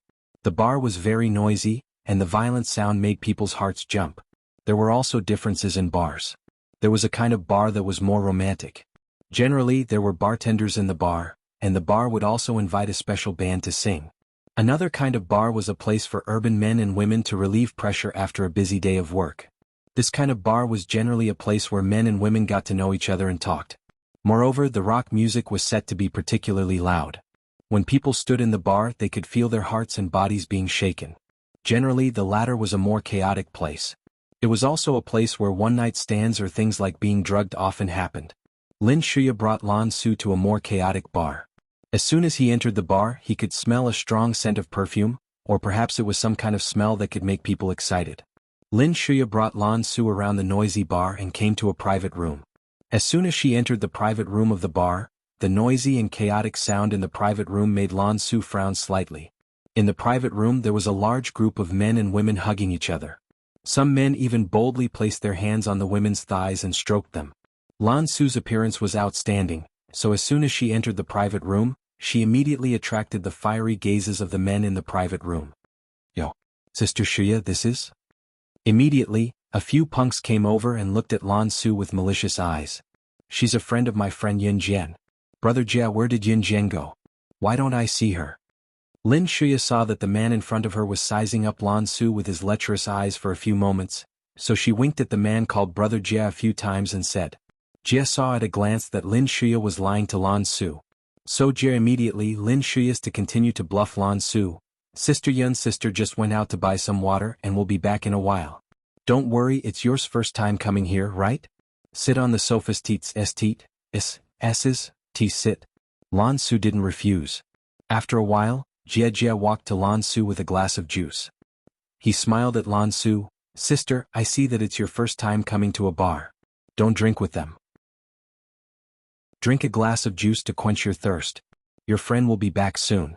At this time Lin Shuya, who was sitting next to Lan Su, also said, Jia told you to drink 2 sips, so drink 2 sips. I'm going out to look for Yun Jian. I don't know what she's doing, why hasn't she come back yet? With that, Lin Shuya pretended to leave the hotel's private room. Lan Su put the juice halfway to her mouth and smelled the smell of the drug in the juice, but she didn't expose it and drank it in one gulp. Didn't anyone tell them that she was the same as her family's sorcerer god? They both had a physique that was immune to poison. However, Lan Su still fainted symbolically. Lin Shuya, who was standing outside the private room, saw that Lan Su had fainted so quickly. She quickly walked into the room from outside the private room and stopped pretending. She directly tore off her hypocritical mask, pointed at Lan Su and said to the men in the room, "I'll give you a gift. Turn the sound in our private room to the maximum. You can do whatever you want with this woman. Just don't kill her. I'll guard outside for you. Hurry up." As soon as Lin Shuya finished speaking, a man immediately pulled off his belt with a cheer. The sound in the private room was very loud. It wasn't the first time this group of men had done something like letting a large group of men take turns with a young girl. Lin Shuya was even more confident that she could destroy Yun Jian's friend, Lan Su. "This is beautiful. TSK brothers, last time those women were all first. This time I have to go first." As Brother Jie spoke, he took off his pants without any shame, leaving only a pair of pure black underwear. With a wretched smile on his face, he walked towards the unconscious Lan Su. The people around all cheered with an "oh," all of them treating it as if they were watching a show. However, just as Brother Jie was about to reach Lan Su and was 3 meters away from Lan Su, the door of the private room was suddenly kicked open. Lin Shuya, who hadn't walked out of the door yet, was so scared that she took 2 steps back. Outside the door, a petite but slender young girl stopped and entered. When they saw the young girl who suddenly entered, the eyes of the people around them lit up. This young girl was so beautiful. But before the people present could exclaim, they saw Yun Jian, who had just entered the room, coldly looking at the scene. She saw Brother Jie walk towards the unconscious Lan Su and didn't even raise his eyes before a knife flew out. The knife followed the trajectory and accurately stabbed Brother Jie, who was only wearing a pair of underwear. The knife chopped off Brother Jie's manhood on the spot in front of everyone. Seeing this, the faces of the people who were still laughing just now were instantly frightened to the extreme. She actually, before they could think much, they heard a voice that was even more sinister and cold than the azure of hell. Chapter 1752. Yun Jian was furious. Lan Su was not only her protector in her previous life, but also her friend. In her previous life as the witch god, Lan Su had accompanied her for thousands of years. This kind of feeling was indescribable. At this moment, the knife that she threw out directly chopped off Brother Jie's genitals, causing Brother Jie to roll on the ground in pain. She opened her 5 fingers, and 2 shiny butterfly knives were held between her hands. Yun Jian slowly walked into the private room. With every step she took, everyone present felt their cells tremble violently. She just threw out a flying knife, and that knife seemed to be held in the hands of the Grim Reaper. With a flying knife, it was so accurate that everyone present felt that it was inconceivable, and one knife crippled Brother Jie's genitals. This kind of terrifying skill should not appear on a teenage girl at all. But this girl who suddenly appeared at the door of the private room did it.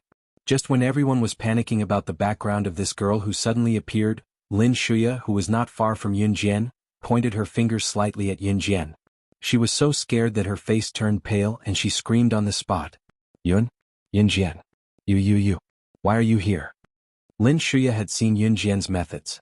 This time she dared to do this because she was sure that Yun Jian was not in Min City. Lin Shuya had just said this, and before she could finish speaking, Yun Jian kicked Lin Shuya's abdomen in front of everyone in the private room, and immediately kicked Lin Shuya to the ground. Her figure followed closely, and the butterfly knife in her right hand swung left and right. She nimbly and accurately placed the blade of the knife on Lin Shuya's neck, who was kicked to the ground. This process was completed in 2 breaths, but it frightened the group of girls standing around, as well as the gangsters who were like Brother Jie in the society. These gangsters were usually very powerful, and they often liked to bring their girlfriends or female friends out to places like bars or nightclubs to play. Usually when a large group of people played together, they always liked to brag about things that they thought were very proud and arrogant, and then get a large group of girls to worship them in order to show their holiness. Usually such hooligans would form gangs. However, no matter how arrogant and powerful they were, they had never seen a girl as powerful as Yun Jian.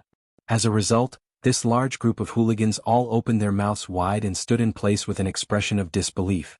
Looking at Yun Jian, they could no longer speak. After Yun Jian kicked Lin Shuya to the ground, she placed the butterfly knife on Lin Shuya's neck. The sneer on her face made everyone's hair stand on end. "I'll send you to hell, okay? Yun Jian, we are classmates. Put the knife down. Let's talk nicely."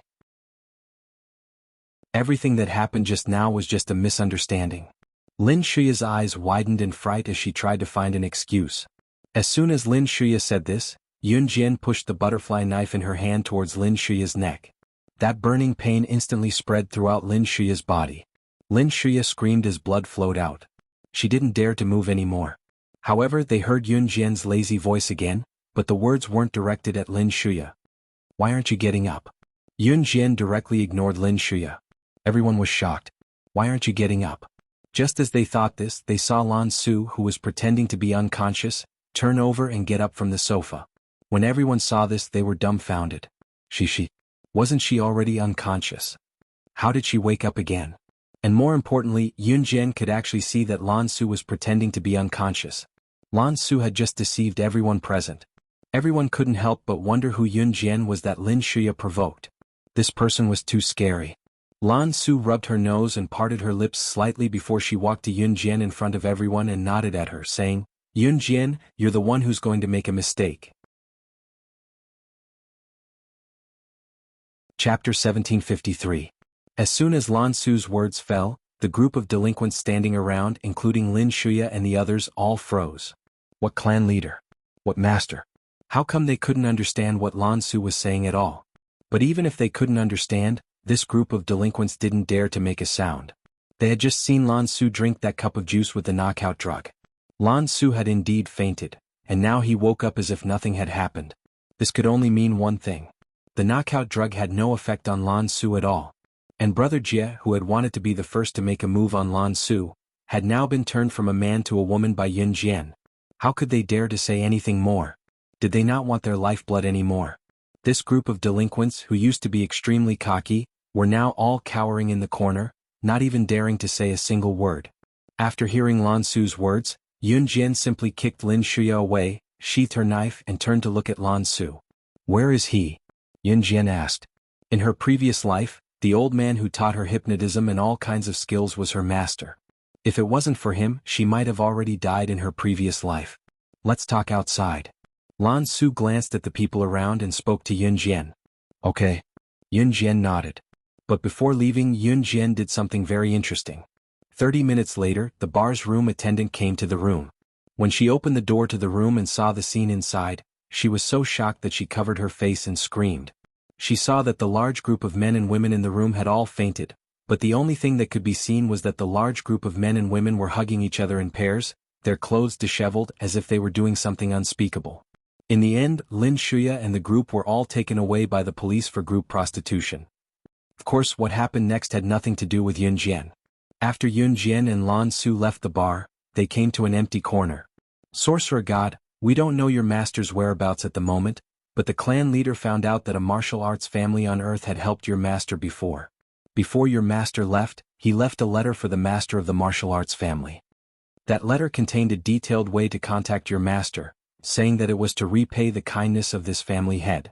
It's just that the head of the martial arts family is rather stubborn.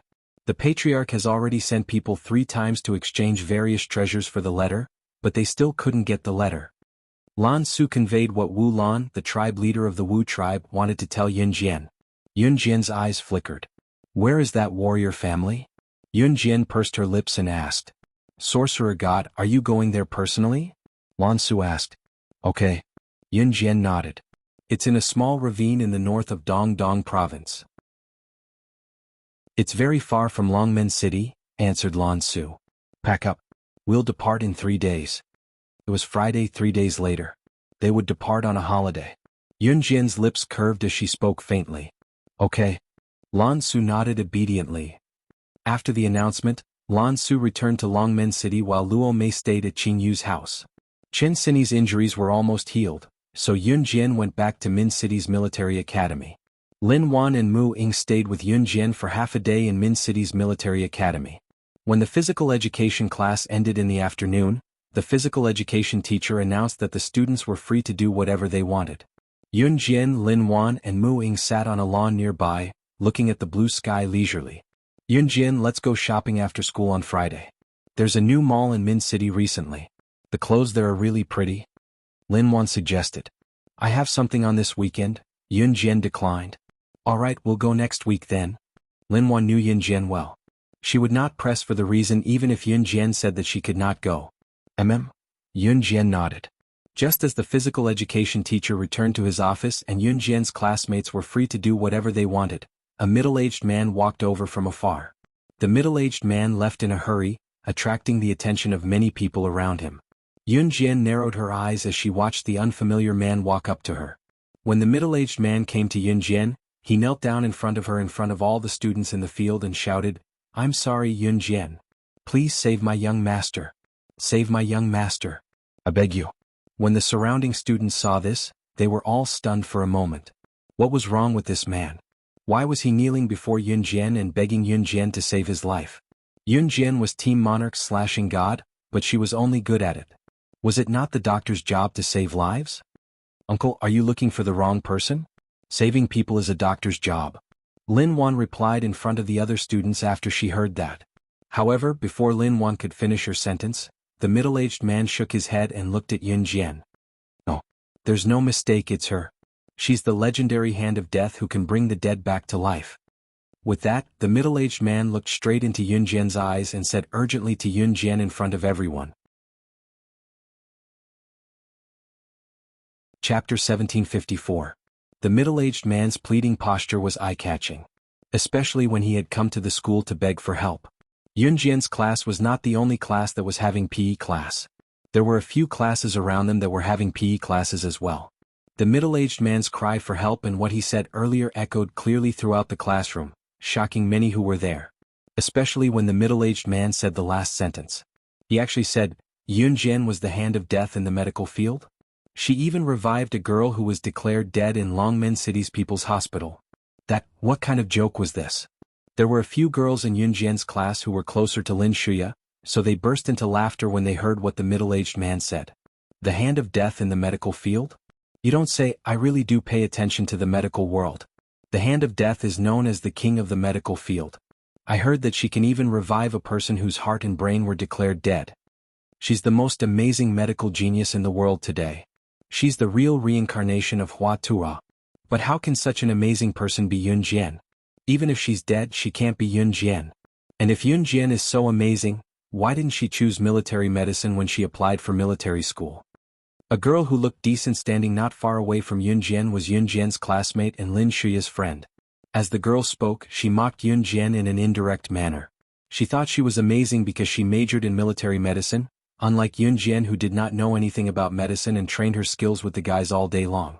Once the girl spoke, many people around them chimed in agreement.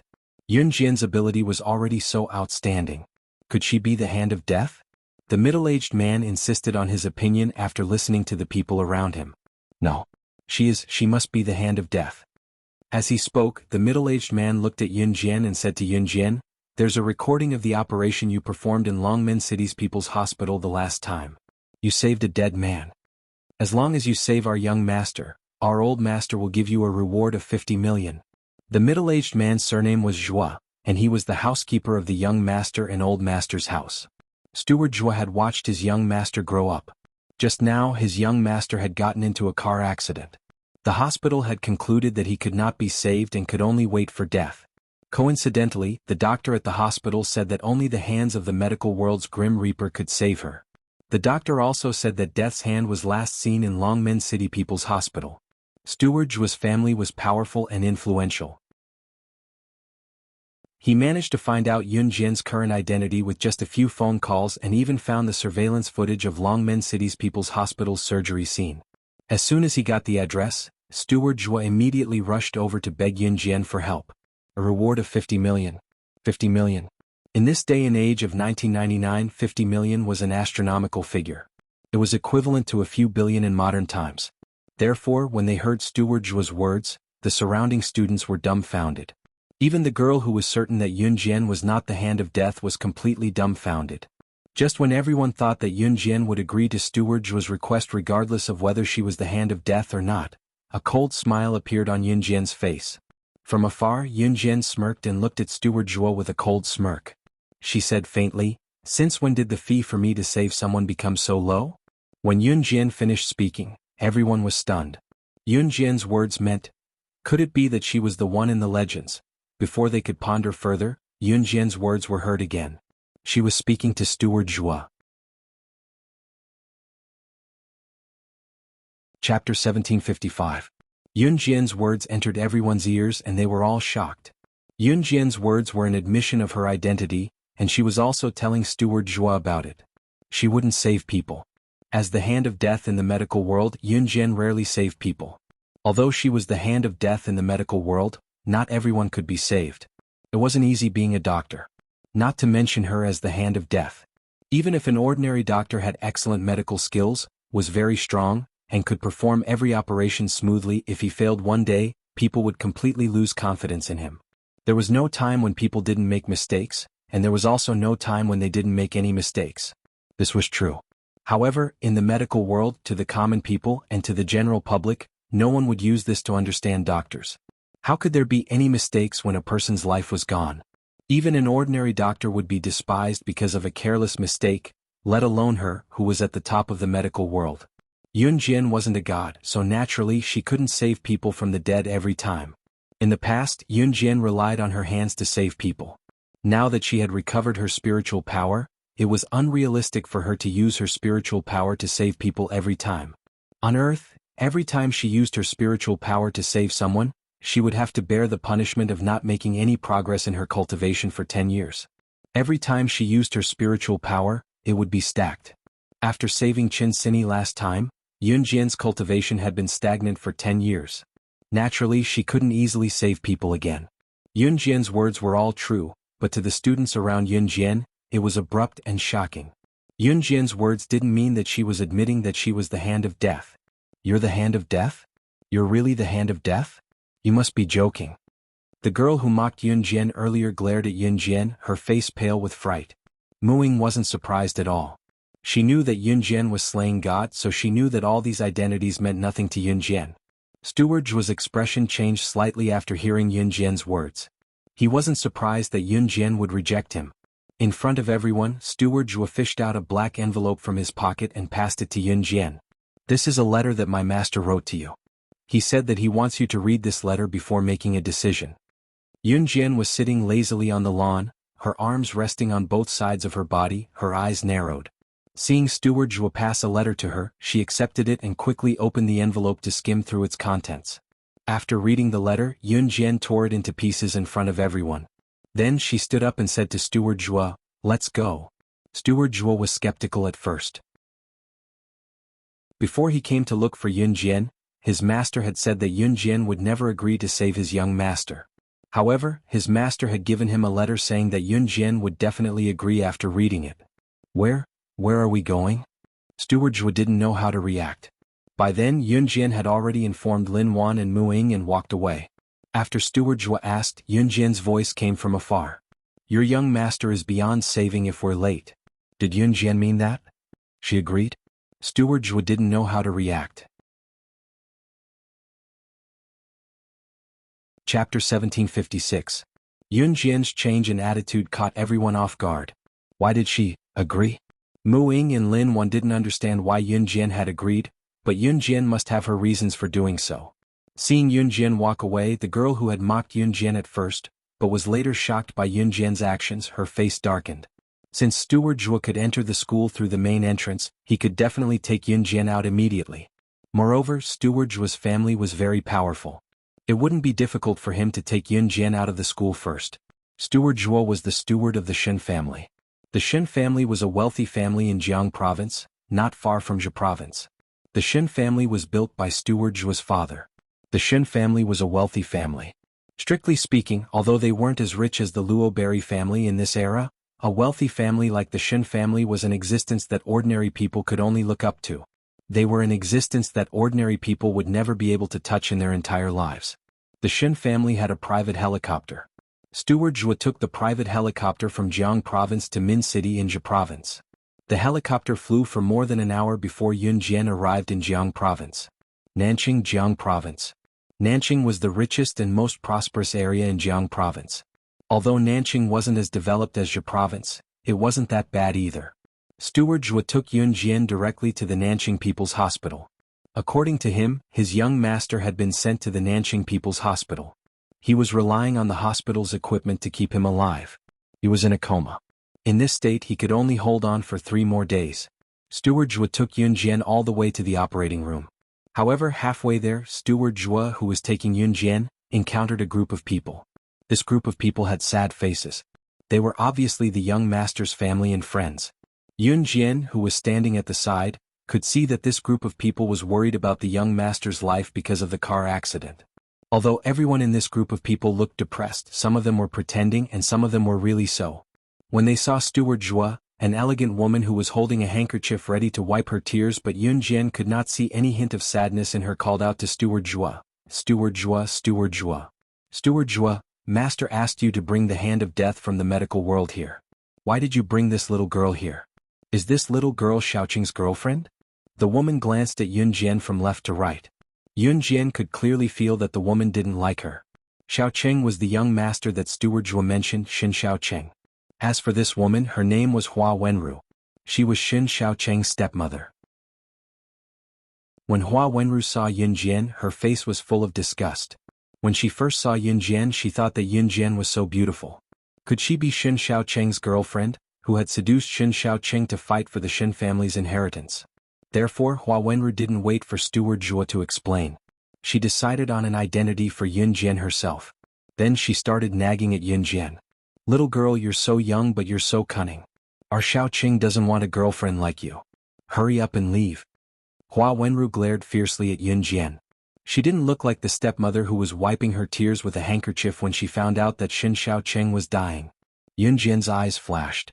"That's right. Our big brother doesn't want a girlfriend like you. Big brother has been in an accident for so long, and you're only here to see him now. Scram." A young girl standing next to Hua Wenru actually shed tears. She really thought that Yun Jian was Xin Xiaoqing's girlfriend after Hua Wenru's words. Therefore, she immediately shouted at Yun Jian angrily. However, just as Hua Wenru was about to use even more vicious words to chase Yun Jian away, Steward Joie angrily introduced Yun Jian to the young girl who was talking about Yun Jian to all of Xin Xiaoqing's friends and family. Chapter 1757. Steward Joie had no time to explain to these people blocking the way. If he continued to explain, would his young master still have a chance to live? So Steward Joie finished speaking and pushed away the group of people in front of him, intending to lead Yun Jian to the hospital's operating room first. Hua Wenru, the girl just now, really thought that Yun Jian was young master Xin Xiaoqing's girlfriend, especially Hua Wenru. When she scolded Yun Jian just now, anyone with a discerning eye would know that she was scolding Yun Jian for being vain. As for the other girl who scolded Yun Jian, it was purely because of Hua Wenru's words that made her run away. That girl was Xin Xiaoqing's biological sister, named Xin Bai. Xin Bai listened to Hua Wenru's words and really thought that Yun Jian was Xin Xiaoqing's girlfriend, so she scolded Yun Jian. Her brother Xin Xiaoqing had an accident for some time. If Yun Jian was really her brother's girlfriend, where was she when her brother had an accident? Why didn't she come to see her brother? But after listening to Steward Joie's words, Xin Bai was slightly stunned. Yun Jian was actually the legendary hand of death in the medical world. After recovering from her shock, Xin Bai softly apologized to Yun Jian. "I'm sorry, I just mistakenly thought that you were my brother's girlfriend." Xin Bai was still considered a good girl. She was so emotional just now because her brother Xin Xiaoqing had such an accident these few days, so it was inevitable that she would be emotional. But Hua Wenru was different. She couldn't wait for Steward Joie to fail to invite the hand of death and for Xin Xiaoqing to die. When she saw Steward Joie bring Yun Jian over, Hua Wenru was already certain that Yun Jian was definitely not the hand of death, so she just spoke up to find a reason to suppress Yun Jian. But Hua Wenru never thought that Yun Jian was really the hand of death in the medical world. This can't be true? How old is she? She's about the same age as Xin Xiaoqing and Xin Bai. How could she be the famous hand of death in the medical world? The hand of the Grim Reaper that could bring back the dead. Stop right there. Hua Wenru rolled her eyes and shouted at Steward Joie, who was about to bring Yun Jian to the rescue. "Steward Joie, even if you can't get the Grim Reaper's hand to help you, you shouldn't get a little girl to make up the numbers, right? This is related to young master's life."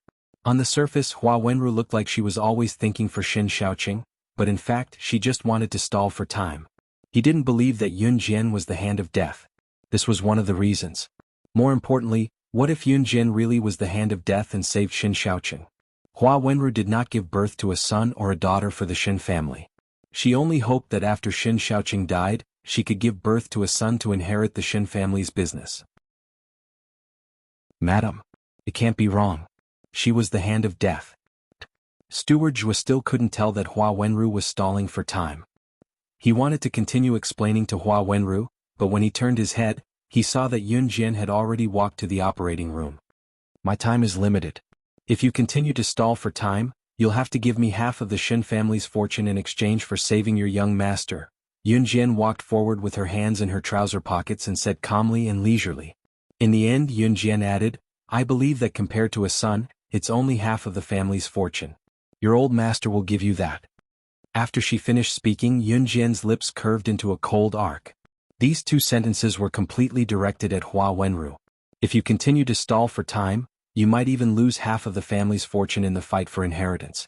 After hearing Yunjian's words, Hua Wenru was really angry and annoyed. However, she really didn't say anything else. Instead, she looked at Yunjian's receding figure and clenched her fists angrily. Yunjian followed Steward Zhuo all the way to the door of the operating room. At the door of the operating room stood a man in his 50s. Half of his hair was already white. The moment he saw Steward Zhuo and Yunjian, the man hurried forward to welcome them. Great Sorcerer Goddess. The man walked over and was about to kneel before Yunjian in the same way that commoners in Yulong mainland would greet the Great Sorcerer Goddess. Yunjian's eyes flashed slightly. She replied calmly, I'm here. There's no need to greet me. Chapter 1758. After Shen Wei heard Yunjian's words, he did not insist on bowing. After all, this was a hospital and there were many people coming and going. If he, a man in his 50s, publicly knelt before Yunjian, a teenage girl, the people around him would probably think that he was crazy. Yes, Shen Wei was from the Yulong continent. Of course, simply because Shen Wei was from the Yulong continent, it naturally did not affect Yunjian's desire to save him. What really affected Yunjian's desire to save him was, do you really have a way to restore all my memories from my past life? Yunjian raised her eyebrows and looked at Shen Wei with an extremely cold expression. Yes. But to help you restore all your memories of the Sorcerer God, I have to pay a high price, so I hope that you can help me with one more thing after you save my son, Shen Wei said to Yunjian. Steward Zhuo was also from the Yulong continent, so there was no need to avoid talking about this in front of him. What is it? Yunjian pursed her lips and said, Can you be my personal bodyguard and protect my daughter, Shen Bai, for a month? My son, Shin Shaoqing, didn't become like this because of a car accident, it was caused by someone. I'm afraid that person will harm my daughter again. Shen Wei thought of this and frowned as he spoke to Yunjian. I know this is a difficult task, but you are the Sorcerer God, how can you protect people like us who have no status in the Yulong continent? Shen Wei thought that he had put Yunjian in a difficult position, and even he himself felt that he was asking too much of Yunjian. Just as he was about to say something else, Yunjian interrupted him. Deal. Protect Shen Wei's daughter for a month, save Shin Shaoqing and get all her memories from her past life. This was a very good deal. Last time when she was absorbing the memories transmitted from the sandalwood box, she was interrupted halfway, and Yunjian only remembered part of it. She always felt that she had forgotten something important. Moreover, she should be able to find traces of the mysterious person from her past life's memories. At this moment, Si was not here. If Si was here, he would definitely stop Yunjian from recovering her memories. In his previous life, Si had sacrificed too much for Yunjian. He didn't want Yunjian to know because he didn't want her to feel apologetic towards him. He would rather she never recover her memory than remember that she once went to settle accounts with the mysterious man. Because he was there for her. He would take back everything that he owed her. Shen Wei had already prepared everything for the surgery because he had expected Yunjian to come. When Yunjian arrived, Shen Wei and Yunjian exchanged a few words before Yunjian entered the operating room. 2 hours later, Yunjian removed the surgical tools and walked out of the operating room. How is it? Hua Wenru, who was standing at the entrance, was the first to rush over and ask. Outsiders thought that Hua Wenru was worried about Shin Shaoqing's life. That was right, Hua Wenru was worried about Shin Shaoqing's life. However, she was only worried about whether Shin Shaoqing was dead or alive. Yunjian ignored Hua Wenru. She turned to look at Shen Wei and said, Your son will wake up in 3 hours. Although Shen Wei already knew that this would be the result, he still heaved a deep sigh of relief after hearing Yunjian's words. Master, it's good that Shaoqing is fine. It's good that he's fine. Hua Wenru stood beside Shen Wei and pretended to be relieved. However, she turned her head and glared at Yunjian fiercely. This little bitch actually saved Shin Shaoqing. His life is no longer in danger. I have to go back and do something. I'll come back a day later as scheduled, Yunjian said to Shen Wei. She had been Shen Bai's bodyguard for a month. During this month, she had to ask for leave from the school and explain to Qin Yiru that she could disappear for a month for no reason. Moreover, she had to explain the reason to Si. Otherwise, he would come looking for her. In fact, even if Yunjian didn't say anything, Si would still come looking for her no matter where she went. For some reason, Yunjian felt that Si didn't want her to remember her past life. Therefore, Yunjian didn't tell Si the details. Chapter 1759. Yunjian returned to Longmen City after that. First, she contacted Lan Su to postpone her trip to Dongdong province to ask for an envelope containing her master's contact number from the head of the martial arts family for a month. She then went back to settle Luo Mei down and explained to Qin Yiru before returning to Min City's military academy to apply for a month's leave. Yunjian's ability was outstanding, so it was not difficult for her to apply for a month's leave in school. Qin Yiru was aware of her identity now. Before she left, Qin Yiru reminded her to be careful of her own safety and to remember one thing no matter what danger she encountered. Don't treat your life as a joke. It's not scary to lose anything because you still have us. Hearing Qin Yiru's words, Yunjian's heart warmed. A day later, Yunjian arrived at the Shin residence as scheduled. The Shin family's villa was similar to Gu Yunjian's. The style was grander and classy, so it was presentable. By then, Yunjian had already entered the Shin family's house. When Shin Wei saw Yunjian, he gave her a small bow and brought Yunjian to the study to discuss business. Hua Wenru clenched her fists tightly when she saw this. This little slut, she couldn't be thinking of seducing his master, right? In the study. Yunjian sat in front of the desk in the study while Shin Wei stood beside her, looking at her submissively with his head lowered. If an outsider were to see this, they would be scared to death. Shin Wei was a prominent figure in the southern part of the province.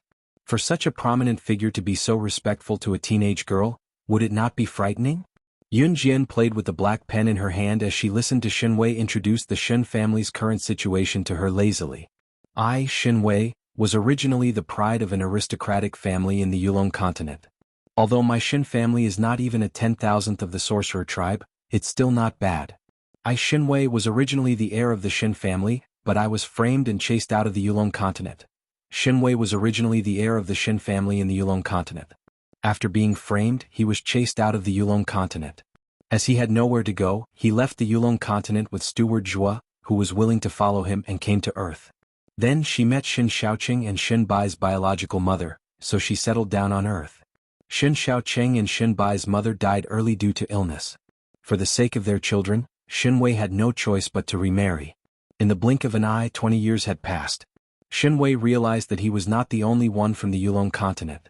In the southern part of the province, there were many people from the aristocratic families of the Yulong continent. Not only did these people form cliques, but they also severely suppressed the aristocratic families who did not join them. Shin Wei's daughter, Shin Bai, was studying at Meteor Aristocrat Academy. Many of the students in the academy were descendants of aristocratic families in Yulong mainland.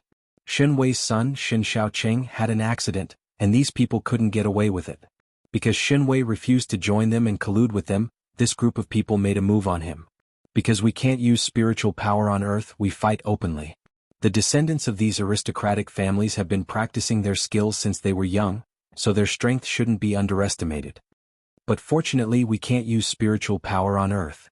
When I was chased out of the Yulong continent, all my spiritual power was crippled. Otherwise, I wouldn't be able to deal with them at all, Shin Wei sighed. After listening to Shin Wei's words, Yunjian's hand that was twirling the black pen paused.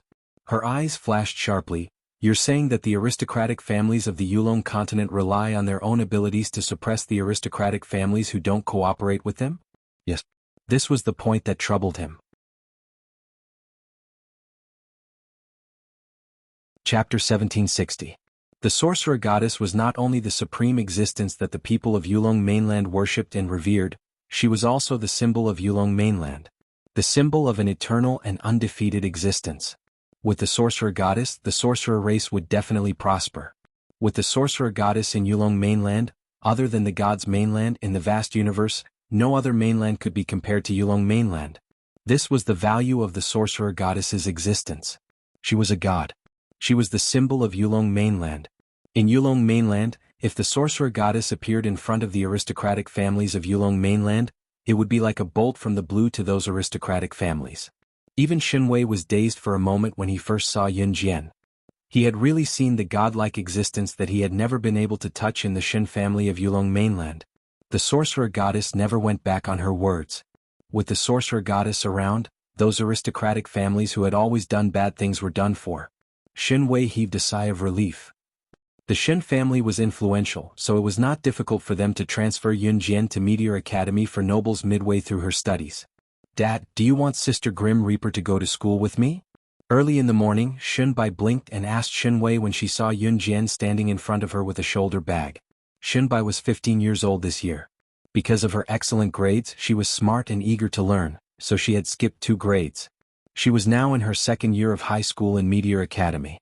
Meteor Academy was a joint school between middle school and high school, but Meteor Academy was an aristocratic academy. Here you could only enter if you had money. Furthermore, the teachers and the environment of Meteor Academy were all top-notch. Xinbai was actually quite adorable. Aside from the fact that she was misled by Hua Wenru when she first saw Yun Jian and said some unpleasant things to her, Xinbai was actually quite adorable. However, Xinbai had also apologized. Ever since Yun Jian saved her brother, Xinbai had been calling Yun Jian's sister Grim Reaper. Yun Jian did not have any objections and smiled faintly at Xinbai. Don't tell others that sister is the hand of Grim Reaper. This will bring trouble to big sister. Xin Wei shouted at Xinbai. Dad, I got it. Xinbai stuck her tongue out at Xin Wei and then walked over to Yun Jian. Halfway through she turned around and glanced at Xin Wei. Dad, take good care of big brother. We'll be leaving first. Watch the road. Slow down. Xin Wei looked at his daughter Xinbai's departing figure with heartache. He smiled kindly and said. Her home wasn't close to the school, but it wasn't far either. However, Xinbai never took a private car. She was very independent and always ran to school while exercising. Yun Jian appreciated this. After Yun Jian followed Xinbai into the Meteor Aristocratic Academy, Xinbai led Yun Jian all the way to the classroom of Grade 2-1. Yun Jian came to the school to protect Xinbai, so she was naturally arranged to be in the same classroom. Sister Grim Reaper, there's still a seat at the back of the classroom. I might have to trouble you to sit at the back of the classroom first because our class has arranged the seating chart before. Xinbai looked at Yun Jian apologetically. It's fine. Yun Jian smiled at Xinbai. Early in the morning, Yun Jian had just accompanied Xinbai to the classroom and attracted the attention of many students in the class. Among them, a rich boy walked up to Yun Jian and looked at Yun Jian flirtatiously. Yo, a transfer student? Little girl, you're quite pretty, aren't you?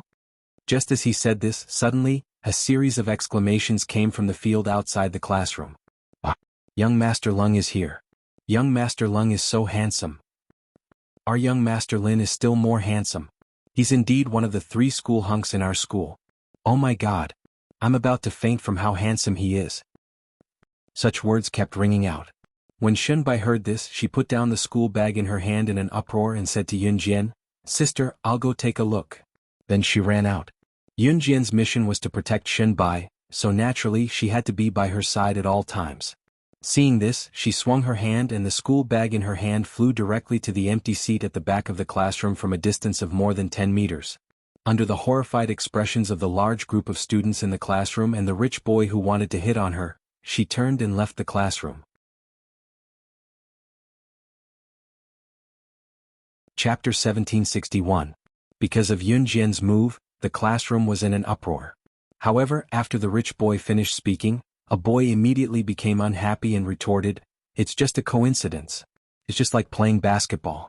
If you're lucky, a girl can also score 10 goals in a row. The boy who said this was naturally envious of Yun Jian's move just now. He felt that Yun Jian's move just now should not have appeared on a girl.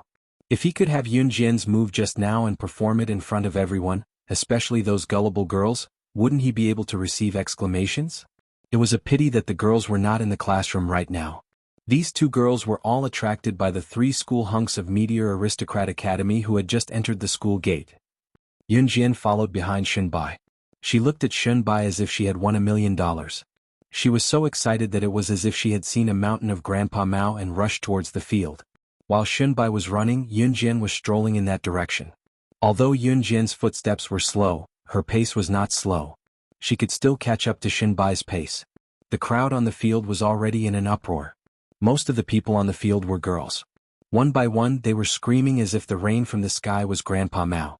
However, in the distance, a boy wearing sunglasses and 2 other boys wearing branded clothes got out of 3 luxurious sports cars.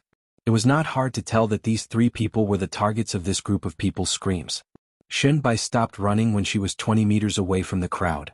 She jumped to a place where she could stand very high and see further. She looked at the one wearing sunglasses among the three boys. Yunjian simply sat beside Shinbai with a lazy look on her face. After about 10 minutes, the three boys were surrounded by a group of girls as they walked over. However, they passed by this place. Because Shinbai was standing very high among the three boys, the gentler-looking boy turned his head to look at Shinbai.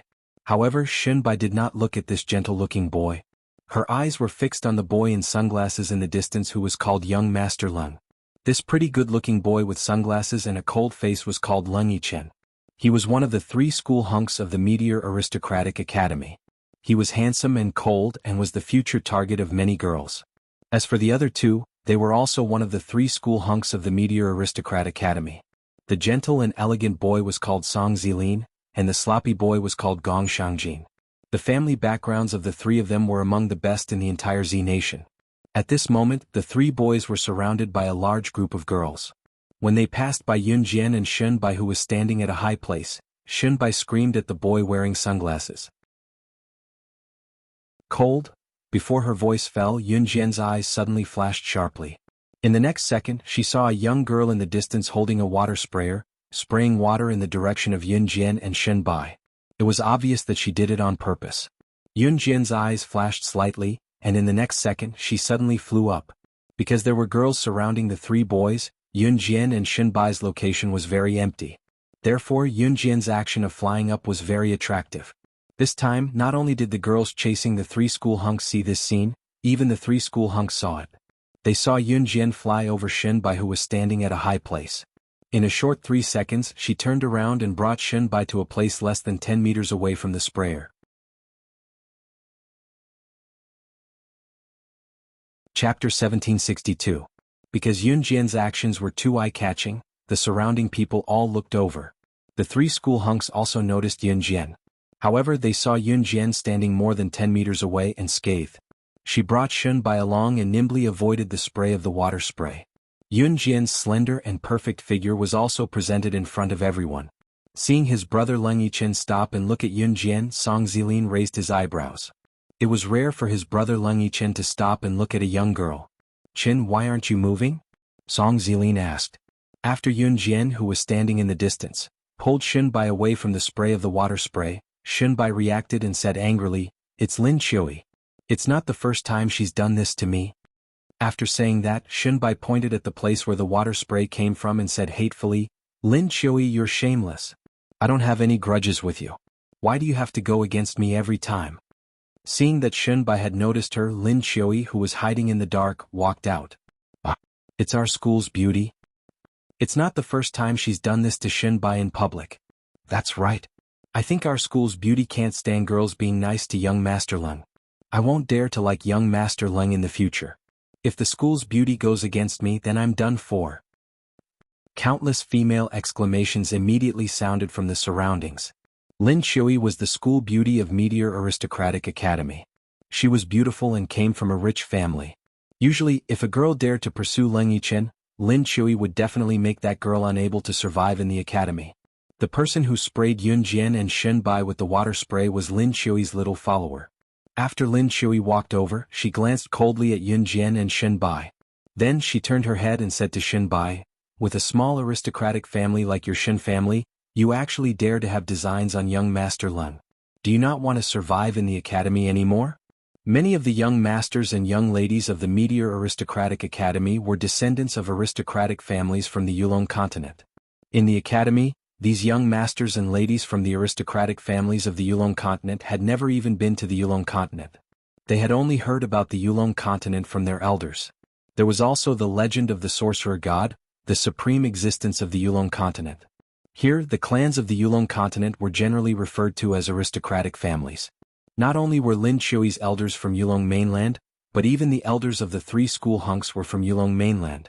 In fact, many people in the academy knew about the legend of the Yulong continent. However, it was just a legend. The elders of these young masters and ladies came from the Yulong continent, but that was hundreds or thousands of years ago. As for whether the Yulong continent really existed or how to return to the Yulong continent, these people had no idea at all. Therefore, the Meteor Aristocrat Academy had formed a style. That was, in this place, those who were young ladies or young masters of aristocratic families had a higher status. Lung Yichen, Song Zilin and Gong Shangjin, the three school hunks, had the highest status in their families. Therefore, in the Meteor Aristocratic Academy, their status was also the highest. Next was Lin Chui's family. Yun Jian had also heard about these things from Shen Wei. She did not expect that there would be so many aristocratic families from the Yulong continent. Hundreds or thousands of years ago, after the entrance to the human world from the Yulong continent was opened, they migrated to Earth. Yun Jian sneered. Lin Chui scolded Shen Bai. Shen Bai was afraid that the Lin family would implicate the Shen family, so she really did not say anything. Seeing this, Lung Yichen wanted to turn and leave. She was just the descendant of a small aristocratic family. However, at the moment when Leng Yichen and the other two were about to leave, they saw Lin Chui on the other side, seeing how beautiful Yun Jian was. She was actually prettier than herself, and jealousy grew in her heart. Which aristocratic family are you from? Lin Chui looked askance at Yun Jian and asked disdainfully. She guessed that Yun Jian was just a young lady from an unknown aristocratic family, or perhaps she was not from an aristocratic family at all. Lin Chui thought confidently. Do you really want to know who I am? Yun Jian sneered back.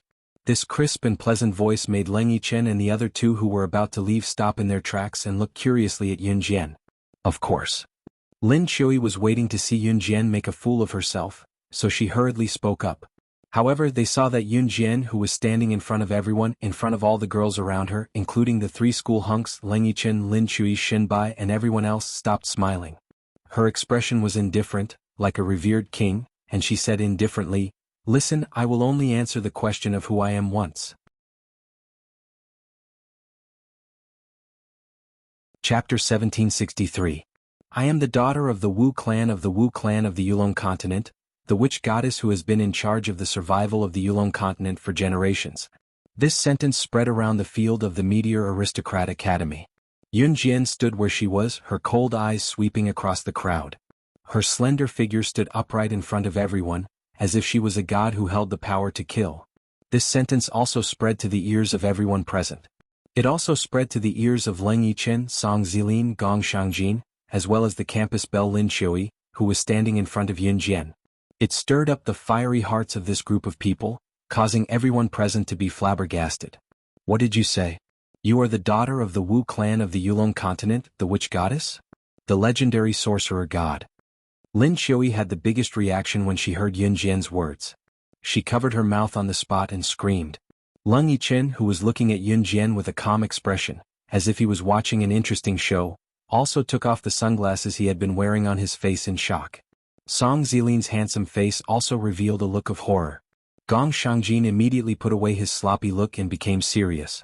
At the same time, he stared at Yun Jian with a serious look, his brows furrowed into a bumpy hill. As for Shen Bai, who was standing next to Yun Jian, she was completely dumbfounded. How could she be the witch goddess of the Yulong continent? Isn't the Yulong continent a legendary place? And isn't the witch goddess a legendary god? How could she appear here? An ordinary girl who did not know the situation looked at Yun Jian. In order to please the campus belle Lin Chui, she sneered at Yun Jian. Why was this ordinary girl called ordinary? That was because many of the people in the Meteor Aristocrat Academy were young ladies and young masters of aristocratic families who had migrated from the Yulong continent thousands of years ago. Obviously, this ordinary girl was not a young lady of an aristocratic family. After this ordinary girl finished speaking to Yun Jian, the surroundings fell into a dead silence. Even Lin Chui didn't immediately respond to this ordinary girl's words. Even though Lin Chui really hoped that Yun Jian was just like what this ordinary girl had said, that she was not the sorcerer goddess of Yulong continent. But, after the ordinary girl finished speaking, the scene fell silent. In the end, it was Song Zilin, who was as gentle as a gentleman, who stood up and explained. Cough cough, all the descendants of the aristocratic families know that no one can impersonate the sorcerer god of Yulong mainland. Once someone impersonates him, they'll be destroyed. This calamity will happen without you knowing. You will die in a few days and you won't be able to find out the reason. Speaking of this, Song Zilin clenched his fist and placed it in front of his mouth. He coughed a few times as if to ease the awkward atmosphere. He looked at Yun Jian in front of everyone and continued to speak. What she said just now, if you're not a member of an aristocratic family, You won't know that the sorcerer goddess is the daughter of the sorcerer clan of Yulong continent. She's the one who controls the life and death of Yulong continent. So she's a member of an aristocratic family. As a member of an aristocratic family, she must know that impersonating the sorcerer goddess will result in her being cursed and dying mysteriously. Even if she's stupid, she wouldn't joke about her own life. Once, there was a girl from the Song family who impersonated the sorcerer goddess as a joke. In the end, in less than 3 days, she was strangely run over by a truck and died. In the eyes of everyone, Song Zilin was usually a gentlemanly young master. He was also very nice and never lied or spouted nonsense. His temperament was completely different from Leng Yichen, who was extremely cold and wore sunglasses. Even if a girl he didn't know fell to the ground, Song Zilin would walk over to help her. At this critical juncture, Song Zilin's analysis of this matter was very organized and clear. After listening to Song Zilin's analysis, everyone present looked at Yun Jian and paused. However, Song Zilin's words were heard clearly again. His words made everyone swallow their saliva. There was a moment of panic.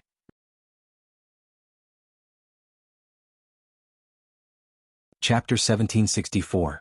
When Lin Chui heard Yun Jian admit that she was the sorcerer goddess, she wanted to fight back like a normal girl against Yun Jian. However, as the daughter of a large family, Lin Chui knew the consequences of impersonating the sorcerer goddess. If Yun Jian impersonated the sorcerer goddess, she would be cursed.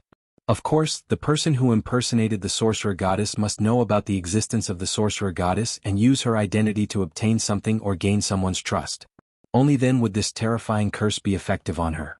If Yun Jian was not the sorcerer goddess, then this curse would have already been effective. Everyone blinked.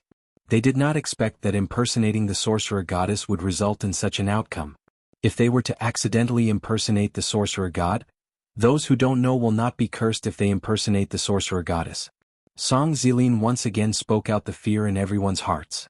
After a pause, Song Zilin continued to joke with the large group of ordinary girls who were chasing after Leng Yichen, Song Zilin and Gong Shangjin, who were oblivious to the situation. Just now, Song Zilin said, "However, let me tell you a very bad news. Now that you know, if you dare to impersonate the sorcerer goddess, you will be cursed." As soon as this was said, everyone trembled. Yun Jian, who was standing in the distance, narrowed her eyes and did not speak. This curse did exist. It was set by her when she was the sorcerer goddess. It was to prevent people from impersonating her from the Yulong continent. Of course, Yun Jian did not expect that there were people from the Yulong continent on Earth. What was even more unexpected was that these people from the Yulong continent brought the legend of the sorcerer goddess to Earth and let so many people know about the existence of the sorcerer goddess. Of course, this curse was only effective on people who knew about the existence of the sorcerer goddess. Therefore, in the past, Yun Jian was not worried that the people on Earth would be cursed because of this. Now that people from the Yulong continent's families had come to Earth and so many people knew about this, Sister Death God, why does such a terrifying curse exist? Xunbai was good in her studies and had a good ability to accept things. She had already reacted and accepted Yun Jian. At this moment, Xunbai turned her head and asked Yun Jian in front of everyone. Because of Song Zilin's words, everyone present turned their eyes to Yun Jian. Their eyes also followed Yun Jian closely. After Xunbai asked this question, everyone stared at Yun Jian as if they were waiting for Yun Jian's reply. Song Zilin said that if Yun Jian dared to say that she was the witch god, then she must be the legendary witch god. The people around them were all students, and students were generally more curious. Everyone wanted to know more about the strange curses. Thus, all of them turned to look at Yun Jian. Even Leng Yichen, Song Zilin, and Gong Shangjin were looking at Yun Jian, waiting for her reply. "You really want to know?" Yun Jian turned her head slightly and looked at Xunbai from the corner of her eyes. She smiled slightly and said softly.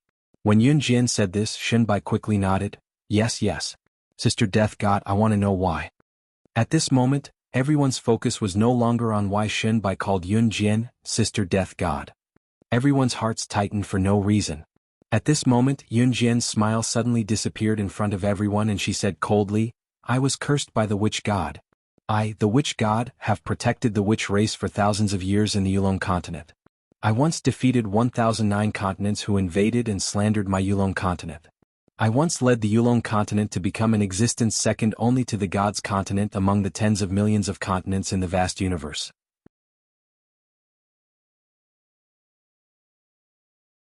Chapter 1765. Yun Jian's words reverberated throughout the entire place. Everyone who heard her words had a moment of horror and shock. Especially the young ladies and young masters of the aristocratic families. At this moment, a large group of people were dumbfounded as they listened to Yunjian's words. They opened and closed their mouths, but in the end no words came out. The young ladies and young masters of the aristocratic families had only heard the elders of their families mention what Yunjian said. In this vast universe there were tens of millions of continents. That's right, there were tens of millions of worlds like the Yulong continent other than Earth. However, these tens of millions of continents were all connected to each other. There was no way to go to Earth alone, or to go from Earth to the tens of millions of continents directly. Even if the top masters of the tens of millions of continents wanted to go to Earth, there was no way at all. Earth and the continents were like two unrelated worlds, each living their own lives. Until a few thousand years ago, the Lord God of the Gods continent forcibly tore open the passage from the Yulong continent to Earth, connecting the two places that would never be connected.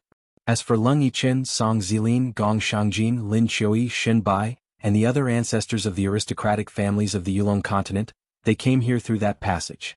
However, hundreds of years ago the passage collapsed, so the aristocratic families of Leng Yichen and the others did not know how to return to the Yulong continent. After settling down on Earth for a few generations, their understanding of the Yulong continent could only be found through the records of their ancestors or the books passed down. Undoubtedly, these people did not know that the stone cave in the ancient tomb was the entrance to the Yulong continent. Of course, even if these people knew, they could not go back because it had been passed down for generations. The ancestors who had the strength of the Yulong continent had passed away, leaving behind Leng Yichen and the others who were only descendants of the aristocratic families. They did not have the ability to pass through the stone cave at all. However, whether it was Leng Yichen or the descendants of the aristocratic families present, they had all subconsciously heard that the Yulong continent was at the bottom of the tens of millions of continents. The women of the Yulong continent were so lowly that any man from the continent could violate them. The people of the Yulong continent lived a life worse than death. That was the fate of the weak. However, at that time, the daughter of the sorcerer clan led the sorcerer clan to rule the entire Yulong continent. In just a few decades, the Yulong continent became in existence second only to the gods' continent. Among the tens of millions of continents, the Yulong continent was originally the lowest level continent. However, the sorcerer clan's daughter led it to the peak of the tens of millions of continents. It could be said that the Yulong continent was the strongest continent because of the sorcerer continent's continent at that time. This matter had shaken the entire universe at that time. The sorcerer's battle. As for the deities' continent, it was a hidden continent. The people living on the deities' continent were all deities. Gods of the continents, gods of the continent of the world continent would be continent. There were even rumors that the sorcerer god had once killed a deity from the deities' continent. Had it all of the peoples. Is this world continent and of the... When they first heard it, they were all frightened. However, the fear at that time was not as shocking as what Yunjian had just said. What Leng Yichen and the others had heard at that time was only a rough idea. Yunjian had just told them the details that they did not know. People who weren't there wouldn't be able to understand this kind of shocking feeling. There was no doubt that Yunjian, as the sorcerer god, was a strong person. How strong was she?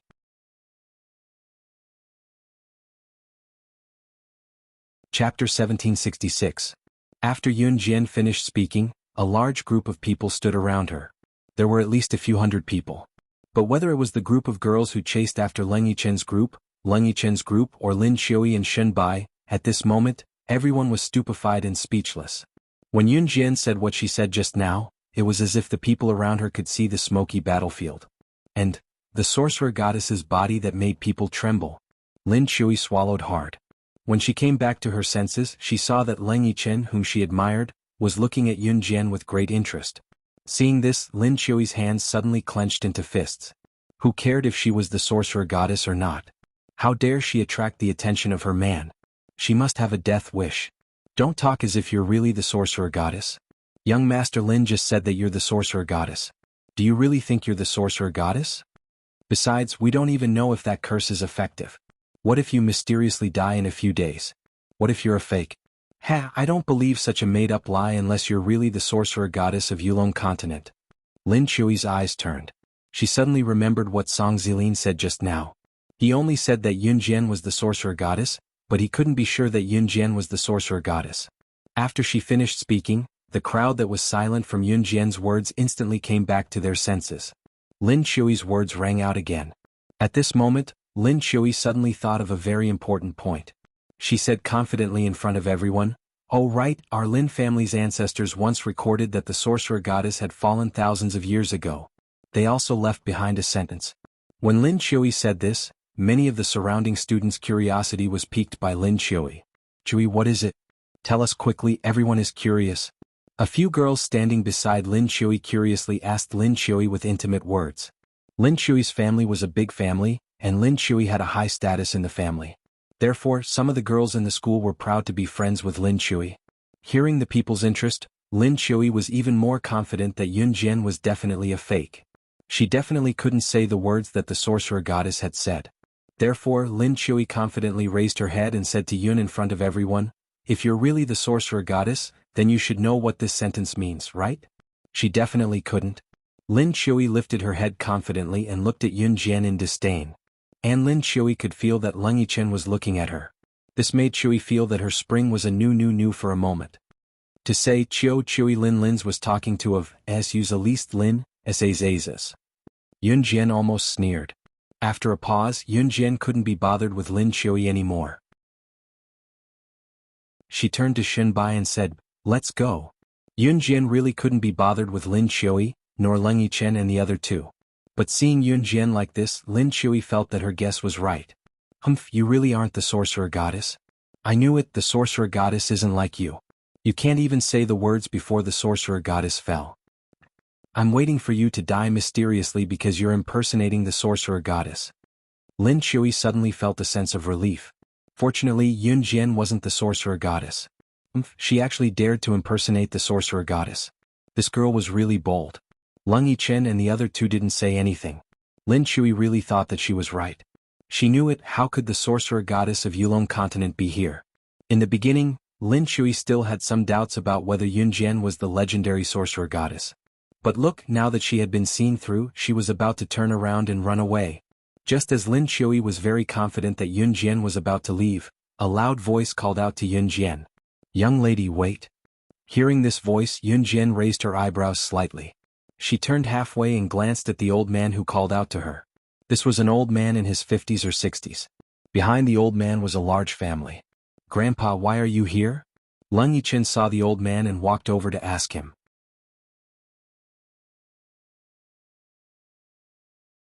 Chapter 1767. It was obvious that Lin Shui knew the Leng family. Lin Shui's family was also an aristocratic family from the Yulong continent, and it was one of the most influential families in the country. Leng Yichen's family, Song Zilin's family, Gong Shangjin's family, and Lin Shui's family were all well-known families among the aristocratic families, and they often interacted with each other. Therefore, when Lin Shui saw the old man, she jumped up and down and pretended to be a naive young girl.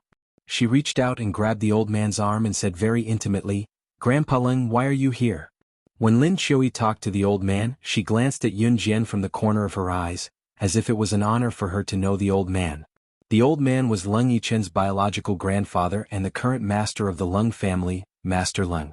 Master Leng got the news that a girl in the Meteor aristocratic school claimed that she was the goddess of witchcraft. Therefore, Master Leng hurried to the school with his family. The moment he saw Yun Jian, Master Leng felt that Yun Jian was extraordinary, so he stopped her at once. Old Master Leng ignored his grandson Leng Yichen and granddaughter Lin Shui, who were family friends. His sharp gaze landed on Yun Jian as he asked her in front of everyone, "What do you think? Young lady, are you really the goddess of witchcraft from the Wu family on the Yulong continent?" Master Leng was very excited when he said that, and everyone present could feel his emotions at the moment. As soon as Master Leng asked that question, Lin Shui, who was standing next to him, said in a sharp voice, "Grandpa Leng, she's not. I just asked around. She's not the goddess of witchcraft at all. She's just bluffing." As Lin Shui said that, she pointed her nose at Yun Jian and made a few strange sounds. Yun Jian, on the other hand, stopped in her tracks and studied old Master Leng with narrowed eyes. "Are you, from the Leng family?" Yun Jian raised her eyebrows slightly. "Yes, I am." Master Leng nodded excitedly. Seeing that Master Leng was talking to Yun Jian, Lin Shui was unhappy again. "Grandpa Leng, she's just a swindler. She scared us just now. TSK, we almost thought that she was the legendary goddess of witchcraft. I was wondering how the legendary goddess of witchcraft could look like this." Lin Shui's was talking again. How could the legendary goddess of witchcraft? Was Lung's heart's eyes? How could it be so exquisite? Lin Shui did not want to admit it, but she had to admit that Yun Jian was beautiful. Lin was so beautiful, even she wanted to tear her face. Face was beautiful. How could there be such a beautiful woman in this world? The goddess of witchcraft was already so powerful. If she also had such a beautiful face, how could they still live? Master Leng ignored Lin Shui's words. At this moment, in front of everyone, Master Leng was looking at Yun Jian with an indescribable excitement. Yun Jian suddenly smiled. She looked at Master Leng and asked again, "Are you from the Leng family who has been guarding the ancient mythical beast Tao Tai in the northern part of the Yulong continent?" Yun Jian's words confused everyone. What did she mean by the northern part of the Yulong continent? What ancient mythical beast Tao Tai? Are you going to say something to make us think that you're the goddess of witchcraft? Let me tell you, we won't believe you. Lin Shui was slightly stunned when she heard that. Then she quickly reacted and yelled at Yun Jian. However, just when everyone was puzzled, Lin Shui's unpleasant yelling was heard. Old Master Leng, who stood in front of Yun Jian, suddenly knelt down in front of Yun Jian like a commoner in Yulong mainland worshipping the sorcerer deity. Goddess of witchcraft. You're really the goddess of witchcraft. 1,000 years ago, when the Leng family was still in the Yulong continent, we were once indebted to you. The Leng family will never forget the teachings of our ancestors.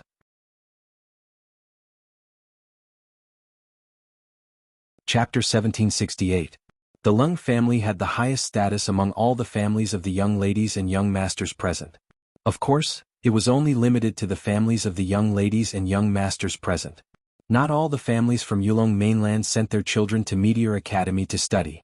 Other than the families of the young ladies and young masters who were studying at the Meteor Aristocratic Academy who came from the Yulong mainland, there were many other aristocratic families in the southern city of the Jiang province. Of course, the Leng family was the biggest among the families of the students studying in Meteor Academy. Therefore, Leng Yichen was the most popular in Meteor Academy. He was handsome and could be said to be the perfect man in the eyes of these infatuated girls. In the eyes of the students of Meteor Academy, the Leng family was the supreme existence. As the head of the Leng family, Master Leng was undoubtedly the object of everyone's admiration. However, such an object of everyone's admiration was kneeling in front of Yun Jian, who was also a student of Meteor Academy. The surrounding students, including the group of Leng family members behind Master Leng, were all dumbfounded. Grandpa Leng, how can you kneel in front of her? Even if she's really the witch goddess, how can you kneel in front of her? You're an elder. She should be the one kneeling in front of you.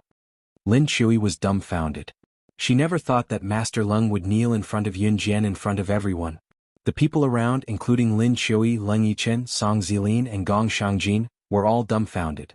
They thought that the excitement on Master Leng's face when he saw Yun Jian was already shocking enough. However, Master Leng actually knelt in front of Yun Jian. Judging from Master Leng's tone, it seemed that the Leng family had received the witch goddess favor when they were in Yulong mainland. Lin Shui's words were quickly interrupted by Song Zilin. Song Zilin was a smart person. He looked at Lin Shui and coughed twice, then pointed out Lin Shui's words. If she's really the witch goddess, she already existed in this world when our ancestors were still in Yulong mainland. In terms of seniority, Grandpa Leng is indeed younger than her. Song Zilin, Leng Yichen and Gong Shangjin were good friends and had grown up together.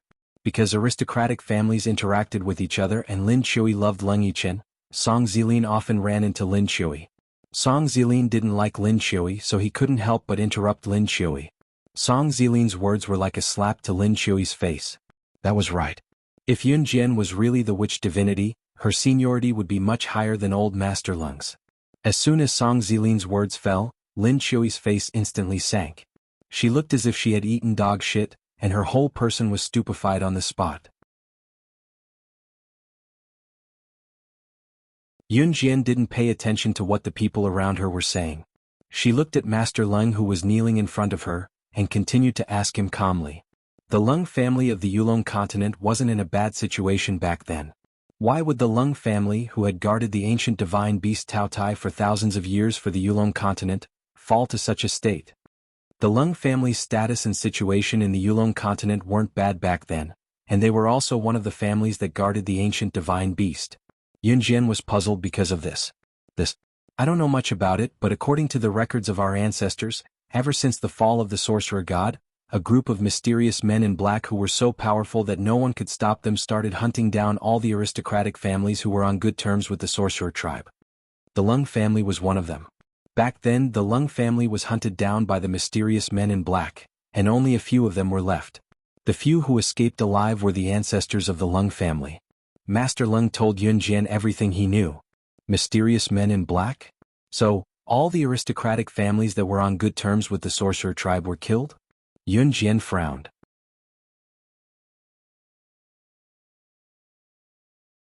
Chapter 1769. Under Yun Jian's questioning gaze, old Master Lung nodded. Yes, it's not just the Lung family. Many noble families who were close to the Wu tribe were also killed by the mysterious men in black back then. Old Master Lung had never experienced these things. It was recorded in the Lung family's genealogy. Therefore his tone was calm when he said that, naturally he would not feel the same way. Yun Jian nodded slightly and turned to look at old Master Lung who was kneeling in front of her, saying faintly, "You don't have to kneel to me here in the future. I saved the Lung family back then, it was just on the way.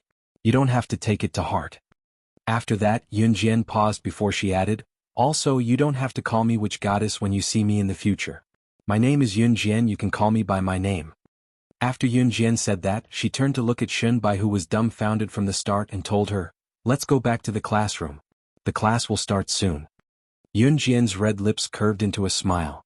Okay. Shun Bai looked at Leng Yichen blankly before she followed Yun Jian to the classroom, leaving behind the girls who had surrounded Leng Yichen and his friends in a hubbub but were now stunned speechless by what happened to Yun Jian. Just as Yun Jian took 2 steps toward the classroom, old Master Lung suddenly called out to her, "Right, witch goddess?" Cough. "Yun Jian, our house is not far from the academy. You're welcome to visit any time." "Emin?" Yun Jian hummed softly in reply to old Master Lung. Yun Jian did not turn around. She was already walking to the classroom side by side with Shun Bai. "Tiske, what are you pretending for? This is Earth. This is our territory. So what if she's the witch goddess? She has no power on Earth." Lin Chui was really annoyed at the sight of Yun Jian. She suddenly recalled that they were on Earth now. So what if Yun Jian was the witch goddess of Yulong mainland? When the people of Yulong continent arrived on Earth, they were not allowed to use spiritual energy. Otherwise they would be punished. In that case, what else did Yun Jian have to show off? What Lin Chui didn't know was that Yun Jian had been on Earth for so many years, and her influence had already developed to the point where any one of them could make Lin Chui's Lin family disappear from this world. If Lin Chui knew, she would definitely not say that. "Chui, stop talking nonsense. Regardless of whether the sorcerer goddess was her or not, she was still someone that the Lung family respected for generations. Without the sorcerer god, the Lung clan wouldn't exist today." Master Leng usually doted on Lin Chui, but for the sake of the witch god, he disagreed with Lin Chui. "Grandpa Lung, even you are saying that about me?" Lin Chui glared back at Yun Jian who had gone far away in displeasure before hooking her arm around old Master Lung's and swinging it coquettishly like a spoiled child. In the classroom. "Sister Death, I didn't know you were so powerful." Shun Bai looked at Yun Jian with admiration. "Go back to your seat." Yun Jian's red lips curled slightly. She didn't reply to Shun Bai but spoke to Shun Bai instead. Shun Bai's father wanted her to protect Shun Bai, and the descendant of the family who attacked Shun Bai's brother, Shin Shaoqing, wasn't studying at Meteor Academy. She exposed her identity today because she wanted to blow up this matter as much as possible. This way the fish would take the bait. Oh. After hearing Yun Jian's words, Shun Bai instinctively returned to her seat. Meteor Academy usually ended school early at 3:30 p.m. The school ended at the same time. "Look, isn't that our school's hunk, young Master Lung? Aw, why is he in our class? Look, he's actually walking over there. Young Master Lin and young Master Jean are here too. Oh my god, am I dreaming?"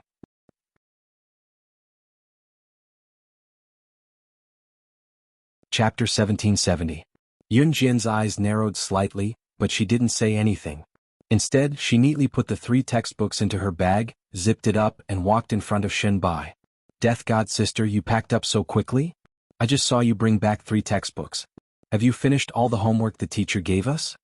Shun Bai tidied up her homework and asked Yun Jian. The students of Meteor Academy were all rich children. Among the people in the school, there weren't many who entered because of good grades. And these rich children who studied in Meteor Academy never did homework.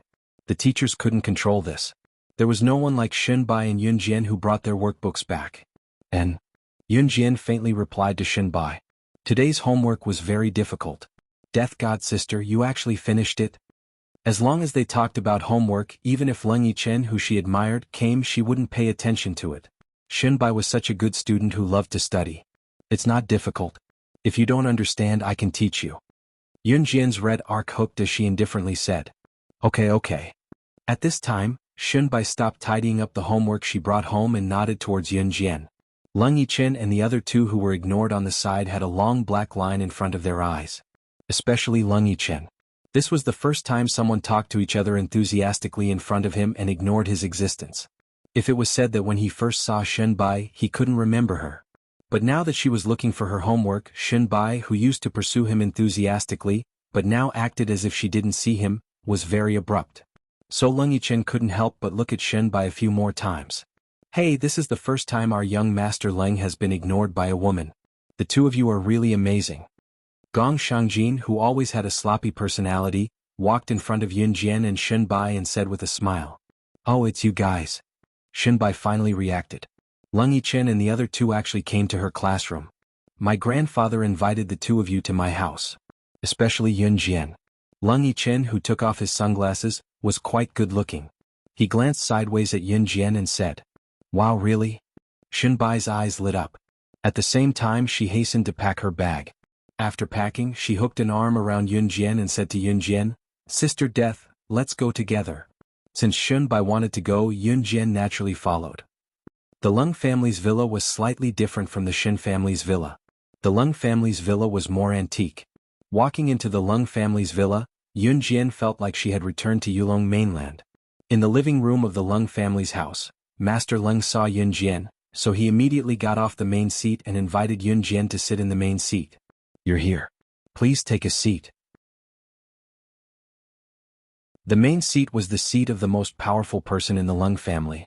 Now that Master Leng gave this seat to Yun Jian, some people in the Leng family who didn't know Yun Jian's identity were dissatisfied. Oh, who is this little girl? What right does she have to sit in the main seat? A sarcastic female voice sounded. The owner of this female voice was a woman in her 40s. Master Leng had 4 sons. The woman who spoke was the wife of Master Leng's eldest son, Xing Lengling. Xing Lengling used to be a selfish woman who would get involved in any matter, no matter how big or small it was. Sister-in-law, don't talk nonsense. I think this little girl looks delicate and pretty, so I like her very much. May I know if you are married? The person who spoke was the wife of Master Leng's second son, Zhang Qiuzi. Zhang Qiuzi was Leng Yichen's mother, and Leng Yichen was the descendant of the second son of the Leng family. Yun Jian narrowed her eyes. Just as she was about to speak, a magnetic, rich and pleasant male voice came from the entrance. His tone was domineering with absolute possessiveness. Once he spoke, everyone in the room was taken aback.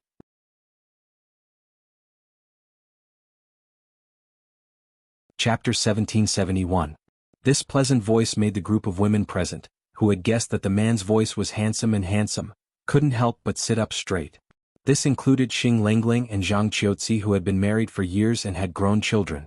As long as it was a woman, when she heard this voice, she would not be able to stop herself from fantasizing about the owner of this voice, who was so handsome that even the gods would be enraged.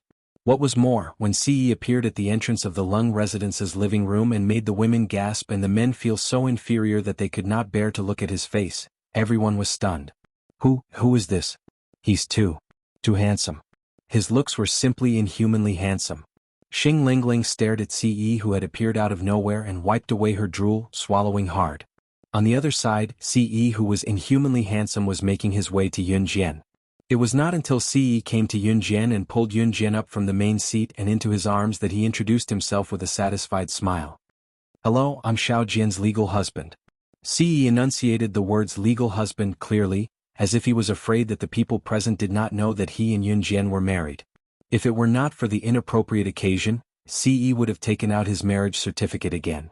Cough cough, you're married? Everyone present, including Leng Yichen, Song Zilin and Gong Shangjin, stared at Yun Jian in bewilderment, their jaws dropping in bewilderment. You're married? Old Master Leng exclaimed in shock as he stared at Yun Jian. The witch goddess was married. The news was so overwhelming that old Master Leng could not process it for a long time. Yun Jian nodded in front of everyone and showed the diamond ring on her ring finger to the crowd. The women around them looked at Yun Jian in envy and disbelief. Especially Xing Lingling. Xing Lingling was envious. Why had she not met such a handsome man when she was young? Xing Lingling's husband, who was also the eldest son of the Lung family, had a beer belly. He was not tall nor handsome and reeked of sweat. Xing Lingling was envious of Yun Jian, so her gaze on Yun Jian became even more hostile. Ce lowered his head slightly, his gaze fixed on Yun Jian without straying an inch away. It had been so long since he saw his Xiao Jian. She had gotten thinner again. It was time to nourish herself. How was she going to give birth to a soccer team for him when she was so skinny? Old master, bad news. Third madam is going into labor. Right at this moment, a servant stumbled into the room and shouted at Master Lung. What? She's about to give birth? Master Lung straightened his back in fear and walked out of the room with the others. The third daughter-in-law of the Lung family was pregnant now, so she couldn't leave the room. But she didn't expect that she would suddenly give birth now. The Lung family was in a frenzy. 3 hours later, Ce hugged Yun Jian and stood not far away from the Lung family's temporary delivery room. Third Madame Lung's screams and cries of agony came from the delivery room. She had been screaming for 3 hours from the pain of labor. Her voice was getting softer as if she had no energy to scream anymore. Is the baby not out yet? Old Master Lung and Old Master Lung were anxious. Not yet. The baby's head isn't even out yet. I'm afraid the baby can't bear to leave the womb. The midwife said as she ordered the servants to continue preparing the items for delivery and went to the delivery room.